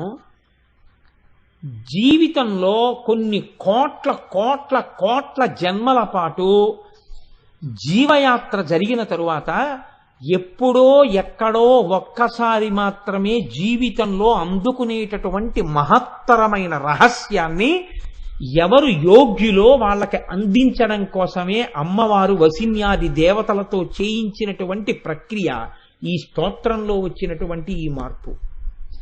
ఇది ఎందుకు వచ్చిందో ఇది పసిగట్టగలిగితే ఎంత తేడా వస్తుందో మీకు చెప్తాను చూడండి. ఇది ఇవాళ అందుకునే ప్రయత్నం చెయ్యండి. రేపు పూర్తి సమన్వయం చేస్తాను మీకు బాహువులతోటి. ఉద్యద్భాను సహస్రాభ అని కదండి, ఉదయిస్తున్నటువంటి సూర్యుల యొక్క కాంతి కలిగిన తల్లి. ఎంతమంది సూర్యులు? ఉద్యద్భాను సహస్రాభ, 1000 కిరణములనండి. అనంతమైన కిరణములు, 1000 మంది సూర్యులు, అనంతమైన సూర్యులు. ఒక్క సూర్యుడు ఉదయిస్తుంటేనే ఆకాశంలో వచ్చే కాంతి ఎలా ఉంటుంది? సూర్యోదయ సమయంలో ఉండేటటువంటి కాంతి ఎలా ఉంటుందండి? ఎర్రటి కాంతి ఉంటుంది కదండి. ఇది పెద్ద విశేషం కాదు, మీ అందరూ అనుభవించిందే. ఒక్క సూర్యుడు ఉదయిస్తేనే ఎర్రటి కాంతి వస్తే 1000 మంది సూర్యులు ఉదయించారనుకోండి, ఎంత ఎర్రటి కాంతి ఉంటుంది ఆకాశంలో. ఇప్పుడు వసిన్యాది దేవతలు అంటున్నారు, ఇంత ఎర్రటి కాంతి ముందు కనపడుతోంది అన్నారు. ఇందులో ఉత్ అనో మాట వేశారు ప్రారంభంలో. ఉత్ అంటే పైకెత్తడం. కొన్ని కోట్ల జన్మల తరువాత ఈ నామం వినబడి లోపల దర్శనమైతే ఆ జీవుడి యొక్క యాత్రలో ఉత్ పైకెక్కడం ప్రారంభమైంది. ఏదో తేడా వచ్చేసింది, పెద్ద రహస్యం వాడికి తెలిసిపోయింది. అంతే. ఎక్కడొచ్చింది ఈ రహస్యం? ఎందుకు వచ్చింది? కేవలం అది ఉద్యద్భాను సహస్రాభాయ, ఇంకేమైనా చెప్పాలని ఉంద్యా వసిన్యాది దేవతలకి అంటే నామానికి అర్థం అంతే. పైకి గురుముఖత దాని రహస్యాన్ని తెలుసుకున్నప్పుడు జీవయాత్రలోనే కొత్త మలుపు వచ్చేస్తుంది. ఎలా వచ్చేస్తుంది అంటే, మనిషి ప్రధానంగా 4 అవలక్షణముల చేత ఎప్పుడూ పతనమైపోతాడు. బాగా గుర్తుపెట్టుకోండి, ఇది మహాభారత వాక్యం. ఒకటి, యవ్వనము చేత పాడైపోతాడు. ఎందుకనంటే యవ్వనంలో ఒంటికి బలం ఉంటుంది, యవ్వనంలో పాడైపోవడానికి కావలసినంత ఓపిక ఉంటుంది. యవ్వనము, ధన సంపత్తి, అధికారము, అవివేకము, ఈ 4 చేత మనిషి పాడైపోతుంటాడు. ఈశ్వరుడిచ్చిన బుద్ధిని సక్రమంగా వినియోగించుకోలేడు. ఈ 4 మనిషి పాడవడానికి ఉపయోగించుకోవడానికి ప్రధానంగా ఏవి ఉపయోగపడతాయి? ఇంద్రియాలు, మనస్సు. వీటి వల్లే కదండి అహంకారం. ఈ ఇంద్రియాలని మనస్సుని పాడవకుండా భగవత్పరం చెయ్యడం అన్నది ఎప్పుడు మొదలు పెడతావు? సూర్యోదయంలో మొదలు పెడతావు పూజ. నిద్ర లేవడం అంటే ఎవరు లేచారు? మనసు లేచింది. మనసు లేస్తే ఇంద్రియాలు లేచాయి, ఇంద్రియాలు లేస్తే కర్మేంద్రియాలు లేచాయి, శరీరం లేచింది. ముందు ఏం చేస్తావు? పూజ చేస్తావు. పూజ సమయంలో ఎప్పుడు చేస్తావు? సూర్యోదయ పూర్వం చేస్తావు. సూర్యోదయం వేళటికి పూజలో ఉంటావు. సూర్యోదయంలో ఆకాశం ఎలా ఉంది? ఎర్రటి కాంతితో ఉంది. ఈ కాంతి ఏం చేసింది? తిక్కన గారు చోట అన్నాడు, నీరజాకరములు నిష్టయై చేసిన భవ్యత పంబు ఫలమనంగా దినసముఖాకి నందిత చక్రయుగ్మ కంబులయనురాగంపు బ్రోవనంగా హరిహర బ్రహ్మ మహానుభావంబుల కరగినగాగ గట్టి అనగా అతుల వేజత్రయ లతికాచయము పెనుబంధం పుట్టెడు మూలకందమనగా అఖిల జగముల కంజరయగుచు జన సమాజ కరపుట హృదయ సరోజములకు ముకుళనంబును జృంభణంబును నర్చి భానుబింబంబు పూర్వాద్రిపై వెలింగి అన్నాడు. ఒక ఋషి ఇచ్చారు ఆయన పద్యాన్ని. సూర్యోదయ సమయంలో ఏమవుతుంది అంటే, నీరజాకరములు నిష్టయై చేసిన భవ్యత పంబు ఫలమనంగా, తామర మొగ్గలు తపస్సు చేస్తున్న వాళ్ళలా, నీళ్లల్లో నిలబడి తపస్సు చేస్తున్న యోగుల్లా ఇలా ముకుళించుకుని ఈ చేతులు ఇలా పెట్టి నమస్కారం చేసినట్టుగా తపస్సు చేస్తాయి. సూర్యకిరణం పడగానే తామర పువ్వులు ఇలా విచ్చుకుంటాయి. తామర మొగ్గల తపస్సుకి ఫలితమా అన్నట్టుగా సూర్యబింబం వచ్చింది. దినసముఖాకి నందిత చక్రయుగ్మ కంబులయనురాగంపు బ్రోవనంగా, చీకటి పెడితే చక్రవాక పక్షులకి కళ్ళు కనపడవు. కాబట్టి జంటలు విడిపోయి ఏడుస్తుంటాయి ప్రియుల కోసం. సూర్యోదయం అవగానే కలుసుకుని ఒకదాని పక్కన కూర్చుని సంతోషాన్ని అనుభవిస్తాయి. చక్రవాక పక్షులు చేసిన ప్రార్థన అన్నట్టుగా సూర్యబింబం ఉదయించింది. అలాగే హరిహర బ్రహ్మ మహానుభావంబులొక్కటింగాగరిగిన గట్టి అనగా, బ్రహ్మ విష్ణువు శివుడు అనబడేటటువంటి 3 తత్వాల్ని కలిపి ముద్దబోస్తే తయారైనటువంటి ఒక గుణిక అన్నట్టుగా ఉన్నాడు ఆ సూర్యబింబం. అతుల వేదత్రయలతికాచయము పెనుబంధన్ పుట్టెడు మూల కందమనగా, వేదమనేటటువంటి తీగ పైకెక్కి పాకుతుంటే దాని మూలకందం వేరు ఎక్కడుంటుందో ఆ కంద ఉన్నటువంటిదా అన్నట్టుగా ఉంది సూర్యబింబం. జన సమాజ కరపుట హృదయ సరోజములకు ముకుళనంబును జృంభణంబును నచ్చి, మనుష్యుల యొక్క మనస్సులకి జృంభణం కలుగుతుంది. లేస్తారు ఒక్కసారి, అందరూ లేస్తారు. లేవగానే చేతులు ఇలా కలుసుకుంటాయి, నమస్కారం చేస్తారు. చేతులు కలుసుకుంటున్నాయి, ముకుళించుకుంటున్నాయి, మనసులు విచ్చుకుంటున్నాయి. మనసులు విచ్చుకునేటట్టు చేస్తుంది సూర్యబింబం, చేతులు కలుసుకుని అంజలి ఘటించేటట్టు చేస్తుంది సూర్యబింబం. అలా చేసి పూర్వాద్రి మీద వెలిగింది. ఈ వెలిగితే ఏ రంగు వచ్చింది? ఎర్రటి రంగు వచ్చింది. అమ్మవారి ఏ రంగులో ఉంది? ఎరుపు రంగులో ఉంది. అందుకే అమ్మవారిని ప్రార్థన చేస్తే అరుణాం కరుణా తరంగితాక్షీం ధృతపాశాంకుశ పుష్పబాణ చాపాం, ఎరుపు రంగుతో అమ్మవారు ఉంటుంది. ఏమండి అన్ని రంగులు ఉన్నాయి కదా, లలితా పరాభట్టారికా స్వరూపం ఎరుపు రంగుతోనే ఎందుకు వచ్చింది పైకి? ఆ ఎరుపుకి ఏమైనా రహస్యం ఉందా? ఎందుకు ఉద్యద్భాను సహస్రాభ అని అంటున్నారు? దీన్ని సౌందర్యలహరిలో శంకరాచార్య స్వామి వారు పరిష్కారం చేశారు. ఈ పరిష్కారం కూడా శంకరాచార్యులు వారు ఎంత గొప్ప ముడి పెట్టారో తెలుసా అండి? ఒక పట్టాన ఎవ్వరి సాధారణంగా అర్థం కాదు, పెద్దలకు అర్థం అవడం విషయంలో నేనేం ప్రశ్న చేయట్లేదు. ఆయన ఎంత గమ్మత్తైన మాట అన్నారంటే, ఉదయిస్తున్నటువంటి సూర్యబింబంలో ఉన్న ఎర్రటి కాంతి ఎలా అయితే ఆకాశంలో ఇలా ముందుకొచ్చేస్తుందో, మీరు ఒక సముద్రపు టొడ్డుకెళ్ళి సూర్యబింబాన్ని చూస్తున్నారనుకోండి, నీటిలోంచి ఇలా పైకొస్తుంటే సూర్యబింబం ఎర్రటి కాంతి కాలవ కట్టినట్టుగా ఏర్పడుతుంది. ఎర్రటి కాంతి ఆకాశం అంతా నిండిపోయి అన్ని లేత ఎరుపులోకి వచ్చేస్తాయి.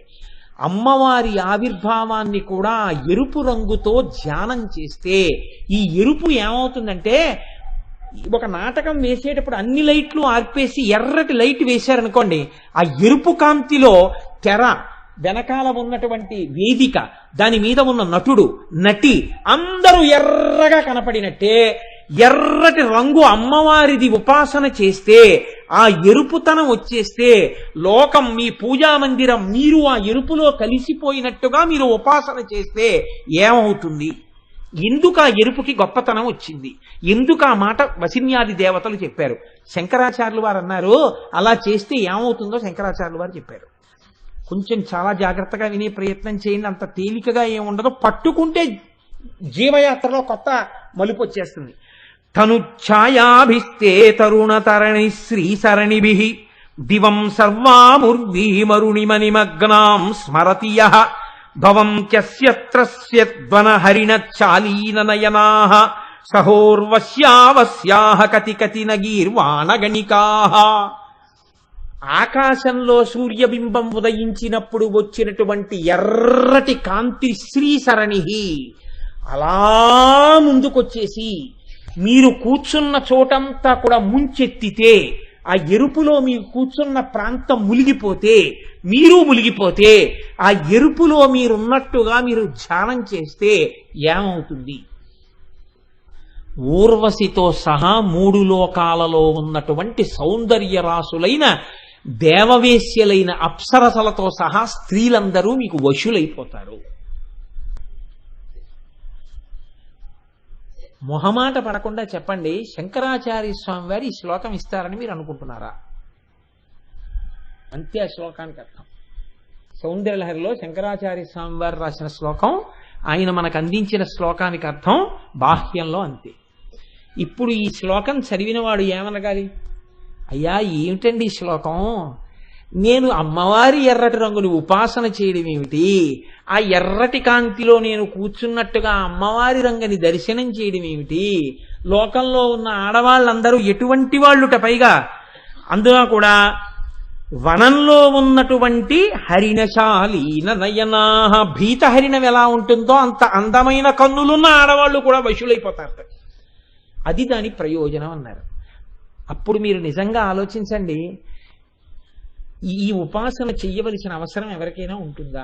బుద్ధిలోకి వద్దాం అనుకున్న వాడికి ఉపాసన ఎందుకండి? అలా ఉపాసన చేశాడనుకోండి, ఇంకొక మాట చెప్తా, పోన్లేండి మీకు వచ్చిన నష్టం ఏమిటంటారేమో, 2 ప్రమాదాలు.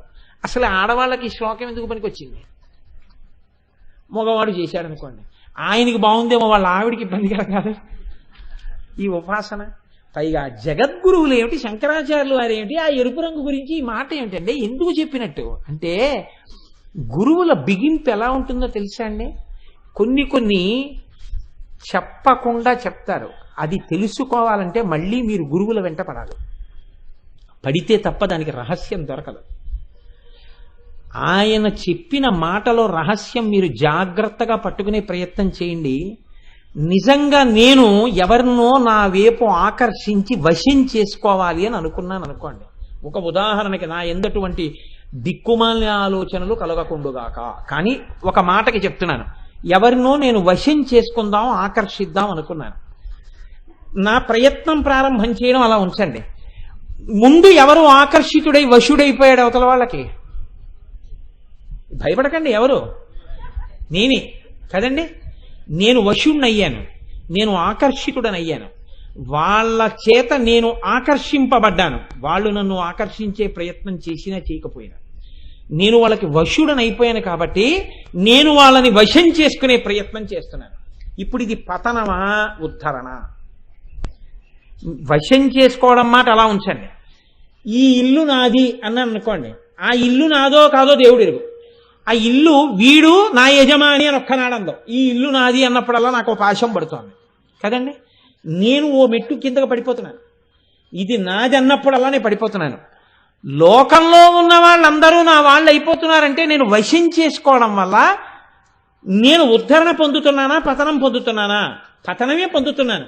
అమ్మవారి యొక్క ఎర్రటి కాంతిని ఉపాసన చేస్తే ఉద్ధరణ వస్తున్నట్ట పతనం వస్తున్నట్ట? అప్పుడు పతనం వస్తున్నట్టు కాదండి. ఇంతమంది ఆడవాళ్లు వశులైనా సరే అమ్మవారి యొక్క అందం ముందు సౌందర్యం ముందు వీడు కదలకుండా నిలబడగలిగిన వాడు అని మీరు అర్థం చెప్పే ప్రయత్నం చేశారనుకోండి, అంతకన్నా తప్పు. ఎందుకని? ఇంత హేయమైన విషయానికి అమ్మవారి సౌందర్యానికి మీరు పోలిక పెడతారా? మా అమ్మ కన్నా అందగత్తెలు ఏంటండి వీళ్ళని ఎవరన్నా అంటారండి లోకంలో? అప్పుడు పరమ తప్పు కదా మాట. అలా ఎలా చెప్తారు మీరు వ్యాఖ్యానం? అంటే మీరు దాన్ని అనుభవించకుండా వ్యాఖ్యానం చెప్తున్నారు. మరి ఎందుకు చెప్పినట్టు శంకరాచార్యులు వారు ఎరుపు కాంతిని ఉపాసిస్తే ఈ ఫలితం వస్తుందని మీరు చాలా జాగ్రత్తగా పట్టుకునే ప్రయత్నం చేయండి. అనుభవించే ఆనందం పొందడం అన్నది ఎక్కడి నుంచి వస్తుంది ఆనందం నాకు చెప్పండి. నేను కూర తిన్నాను, ఆనందం వచ్చింది. కూరలో ఆనందం ఉందా? నాలోనే ఉన్న ఆనందం ఉద్భుతమైందా? ఆనందం నాలో ఉన్నదే ఉద్భుతమైంది. నాకు సొంత ఇల్లు ఉంటే ఆనందం అన్నాను.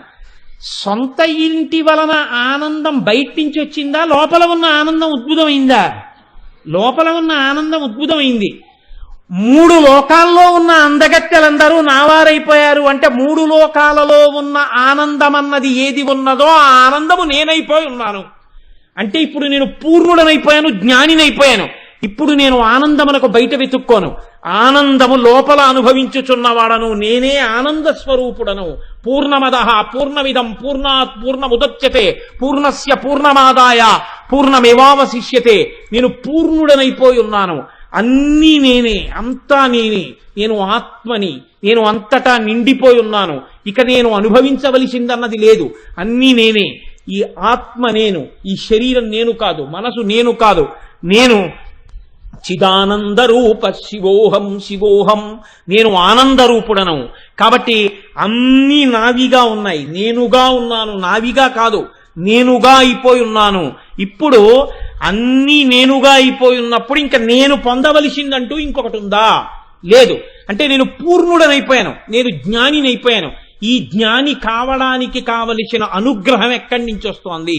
అనుగ్రహమే ఆ ఎరుపు. ఈ అనుగ్రహ దర్శనమే అమ్మవారి అనుగ్రహపు ఎర్రటి కాంతులను సూర్యమండలమునందు దర్శనము చేసి ఇక్కడ ఉపాసన చేయుట. ఈ అనుగ్రహము ప్రసరిస్తే అమ్మవారిది క్రియాశక్తిగా ఉంటుంది. క్రియాశక్తి ఎరుపుగా ఉంటుంది ఎప్పుడు. అందుకే మీరు చూడండి, మీరు బాగా దీన్ని పట్టుకునే ప్రయత్నం చేయండి. లోకంలో రంగులు ఎన్ని అని అడిగారు అనుకోండి, మనం చిన్నప్పుడు నేర్చుకుంటాం విబ్జిఆర్ అని. విబ్జిఆర్ అంటే విఐబి ఏదో స్పెల్లింగ్ చెప్తాం. Violet, indigo, blue, green, yellow, orange, red. 7 రంగులు కదండి. 7 రంగులు చెప్తాం. ఈ 7 రంగుల్లో బాగా గుర్తుపట్టండి, తెలుపు కానీ నలుపు కానీ ఉన్నాయా? లేవు. తెలుపు నలుపు రంగులు కావు. ఏవి రంగులు? ఈ VIBGYOR. Violet, indigo, blue, green, yellow, orange, red. ఈ 7 రంగులు. ఈ 7 రంగులంటే ఏమిటి అర్థం? తెలుపు నలుపు రంగులు ఎందుకు కాలేదు అంటే తెలుపు ఏది లోపలికి తీసుకోదు, అన్ని బయటికి వదిలేస్తే తెలుపు. Process of reflection is white. అన్ని బయటికి వదిలితే తెలుపు, అన్నీ పుచ్చేసుకుంటే నలుపు. The process of absorption is black. అన్నీ పుచ్చుకుంటే నలుపు, అన్నీ వదిలేస్తే తెలుపు. అన్నీ వదిలినది రంగు కాదు, అన్నీ పుచ్చుకున్నది రంగు కాదు. ఏది రంగు? కొన్ని పుచ్చుకుని ఒక్కటి వదిలిందేదో అది రంగు. అన్నిటినీ లోపలికి తీసేసుకుని ఆకుపచ్చని పైకి వదిలింది అనుకోండి, అది ఆకుపచ్చ రంగు. అన్ని లోపలికి తీసుకుని నీలాన్ని పైకి వదిలింది అనుకోండి, అది నీలం రంగు. అన్ని లోపల పెట్టుకుని పసుపు పైకి వదిలింది అనుకోండి, అది పసుపు రంగు. అన్ని లోపలికి తీసేసుకుని ఏది పైకి వదలలేదు అనుకోండి, అది నలుపు. అన్ని పుచ్చుకోకుండా అన్నిటినీ పైకి వదిలేసింది అనుకోండి, తెలుపు. అన్ని పుచ్చుకుంటే రంగు కాదు, అన్ని వదిలేస్తే రంగు కాదు. కొన్ని పుచ్చుకుని ఒక్కటి వదిలిపెడితే రంగు. అన్నీ కలిసిపోయి ఉంటే అసలు రంగులన్నీ ఎందులో ఉన్నాయి? తెలుపులో ఉన్నాయి. అందుకే తెల్లటి బట్ట అని ఎందుకంటారో తెలుసా అండి? అది శోభనప్రదమని. తెలుపు ఏదీ పుచ్చుకోకుండా వదిలిపెడుతుంది, కానీ అన్నీ అందులో ఉన్నాయి. తెలుపులోనే రంగులన్నీ ఉన్నాయి. మీరు చూడండి, విబ్జిఆర్ అంటే ఆర్ స్టాండ్స్ ఫర్ రెడ్, ఎరుపు. ఈ ఆర్కి అవతల ఏదుంది? తెలుపు ఉంది. ఈ తెలుపులోంచి మొదట విడింది ఏది? ఎరుపు. ఎరుపు విడితే వెనక్కాతలకి ఏం విడ్డాయి? విబ్జిఆర్లో ఉన్న మిగిలినవన్నీ విడిపోతూ వచ్చే రంగులు. చిట్ట చివరికి వైలెట్ విడింది. Violet, indigo, blue, green, orange, red. ముందు ఎరుపు విడిపోయింది. విడిపోగానే మిగిలిన రంగులన్నీ విడిపోయి, ఈ విడిపోయిన ఆఖరి రంగేది? వైలెట్. ఈ వైలెట్కి వెనకాలే ఉంది బ్లాక్. నలుపు రంగు కాదు, తెలుపు రంగు కాదు. ఈ ఎరుపు ముందు విడితే అన్ని విడ్డాయి. ఈ ఎరుపు తెలుపులోకి వెళ్ళిపోవడం మొదలెడితే అన్ని తెలుపులోకి వెళ్ళిపోతాయి. తెలుపులోకి వెళ్ళిపోయి తెలుపు అన్నింటినీ బయటకు వదిలేస్తుంది. తెలుపు తెలుపుగా ఉండిపోతుంది. మనం అందరం ఈశ్వర స్వరూపాలు అయ్యుంటే ఈశ్వరుని నుంచి విడిపోయి జీవుడిగా కనపడడం ఎందుకు కనపడుతుంది? అమ్మవారి యొక్క మాయ వలన. అది విడిపోవడం ఎరుపు. మళ్ళీ కలిసిపోవడం ఎవరి వలన? అమ్మవారి అనుగ్రహం వలన. కలిసిపోతే ఆ తెలుపులోకే వెళ్ళిపోతాడు. ఆ తెలుపు శివుడు. ఈ తెలుపులోకి వెళ్ళిపోవడం, తెలుపులోంచి విడిపోయి నేను జీవుడిగా ఉన్నాను అనుకోవడం. ఈ విడడం కలవడం, విడడం కలవడం, విడడం కలవడం, దీనికి ఆధారం ఎరుపు. ముందు ఎరుపు విడుతుంది. ఈ ముందు విడే ఎరుపు ఏదుందో ఆ ఎరుపు క్రియాశక్తి. అదేం చేస్తుంది? అదే మళ్ళీ మిమ్మల్ని కలుపుతుంది. ఈ కలపగలిగిన క్రియాశక్తి దేనిలో ఉంటుంది? చేతిలో ఉంటుంది. చెయ్యే పనులన్నీ చేస్తుంది. అన్ని పనులు చేసే చేతిని క్రియాశక్తి అంటారు. ఈ చేతికే కరము అని పేరు. కరమే కిరణము. సూర్యకరము, సూర్యకిరణము, కిరణము. ఆ కిరణముల వలన మొదట వచ్చిన ఎరుపు కాంతి అమ్మవారిది అంటే అమ్మవారే నిన్ను మళ్ళీ భగవంతుడిలోకి కలపగలదు. అమ్మవారే భగవంతుడిలోకి కలిపేస్తే నీవు భగవంతుడిలో కలిసిపోయిన నాడు నీవు పూర్ణుడవైపోతావు. సముద్రంలోకి చేరే వరకే నది యొక్క పరుగులు. నది సముద్రంలో చేరిపోయాక పరుగులు లేవు, అంతే. గంభీరమైపోయిందంతే. తనలో తానలా నిశ్చలంగా హాయిగా ఉండిపోయి లేచి పడుతూ కెరటాలు వీధిలోని లోపలికి సముద్రంలోకి వెడితే ఏమీ ఉండదు. నాకు ఒక మెరైన్ ఇంజనీర్ గారు ఒక ఆయన తెలుసు, విశాఖపట్నంలో, సుబ్బారావు గారిని. ఆయన అంటారు, సముద్రంలో మెరైన్ ఇంజనీర్ అనుభవించినటువంటి ప్రశాంతతకి అలవాటు పడ్డాక కోటేశ్వరరావు భూమి మీద గందరగోళం తట్టుకోలేమన్నారు ఆయన నాతో. నేను తెల్లబోయాను ఆ మాటకు. అయ్యా అదేమిటన్నా? నిజం. ఈ కెరటాలు సముద్రపు ఒడ్డునే కోటేశ్వరరావు. ఓడలో సముద్ర మధ్యలోకి వెళ్ళిపోయిన తర్వాత మీరు ఓడ బయటికి వచ్చి నిలబడి చూస్తుంటే ఎటు చూసినా నీరే. అలాగని కదలిక లేకుండా ఉండదు. చైతన్యంతో అలా అలా అలా కదులుతున్నటువంటి సముద్రం మధ్యలో నిలబడితే ఎంత నిశ్శబ్దం! ఆ సముద్ర చైతన్య గాంభీర్య ఘోష తప్ప ఇంకొక్కటి ఉండదు. ఒడ్డుకి రాగానే కుక్కరుపులు, పిల్లరుపులు అన్నీ ప్రారంభం. మా పణిబాబు గారు మెరైన్ ఇంజనీర్ చేశారు. ఈ అరుపుల ముందు ఆ ప్రశాంతత ఎంత సంతోషంగా ఉంటుందో, ఆ ప్రశాంతతకు అలవాటు పడిపోయిన వాడు బహుశా ఊరిలో ఉండలేడు. మెరైన్ ఇంజనీర్లలో ఆధ్యాత్మిక కోణం ఉన్న వాళ్ళు ఊరు బయట అందుకే ఉంటుంటారు. కాబట్టి లోపలికి వెళ్ళడం అలవాటైపోతే నది పరిగెత్తి పరిగెత్తి సముద్రంలో కలిసిపోయి ఆనందం అనుభవించినట్టు, విడిపోయి ఉన్నవాడివి పరిగెత్తి పరిగెత్తి పరిగెత్తి అమ్మవారి క్రియాశక్తితో ఎరుపు యొక్క అనుగ్రహంతో తెలుపులోకి వెళ్ళిపోతే ఇక ఆ ప్రశాంతత. ఈ కలపగలిగినది విడదీసినది ఎరుపే, కలిపినది ఎరుపే. ఈ ఎరుపే అమ్మవారు. ఆ ఎరుపుని ధ్యానం చేస్తే వచ్చేది పూర్ణత్వం. అన్నీ నువ్వైపోవడం, అన్నీ నీవిగా మారిపోవడం, నువ్వు అనుభవించవలసిన ఆనందం అన్నది ఇంకోటి లేకపోవడం. మన్మధుడు ఇంకొకళ్ళని కామం వైపు ప్రచోదనం చేస్తాడు. మన్మధుడే కామానికి ప్రచోదనం అవుతాడా? అవడం. అందరినీ కామం వైపు తిప్పుతాడు. అందరినీ తిప్పే కాముడు తాను కామజయాన్ని పొందినట్టు అన్ని ఆనందాలు ఇక్కడే ఉన్నాయిరా, ఇంకా బయట వాటి వల్ల అనుభవించవలసిన ఆనందమే ఉంది, ఆనందం అంతా ఇక్కడుంది, ఇది ఆనందం అన్నవాడికి అన్ని వశమైపోయాయి. ఇది శంకరాచార్యుల వారు అందరూ వశమైపోతున్నారని చెప్పడం. అందుకని శంకరులు చెప్పినది ధ్యానం చేస్తే తెలుస్తుంది తప్ప బాహ్యంలో అర్థం కాదు. శంకరులు ఏమిటి, శ్లోకం ఇవ్వడం ఏమిటి అనిపిస్తుంది. ఈ ఎరుపు కారుణ్యం, ఎరుపు ఎక్కడుందో అక్కడ కదలిక ఉంది, ఎరుపు ఎక్కడుందో అక్కడ అనుగ్రహం ఉంది, ఎరుపు ఎక్కడుందో అక్కడ కారుణ్యం ఉంది, ఎరుపు ఎక్కడుందో అక్కడ రాజసం ఉంది. అందుకే బ్రహ్మగారు సృష్టి చేస్తుంటాడు. కానీ ఆ ఎరుపు చిక్కబడిపోయింది అనుకోండి, చిక్కబడిన ఎరుపునందు పరుగులు తక్కువ. అందుకే ఎరుపుకి సంస్కృతంలో రక్తమని పేరు, రక్తవర్ణ అని. చిక్కటి నెత్తురు ఎర్రటి రంగులోనే ఉంటుంది. చిక్కపడిపోయినది మెల్లగా ప్రవహిస్తుంది, పలసగా ఉన్నది తొందరగా పరిగెడుతుంది. అమ్మవారి అనుగ్రహం బాగా ప్రసరించి ఎరుపుతో తడిసిపోయిన వాడు మెల్లమెల్లగా కదిలి వెళ్ళిపోయేది ఈశ్వరుడిలోకి వెళ్ళిపోతాడు.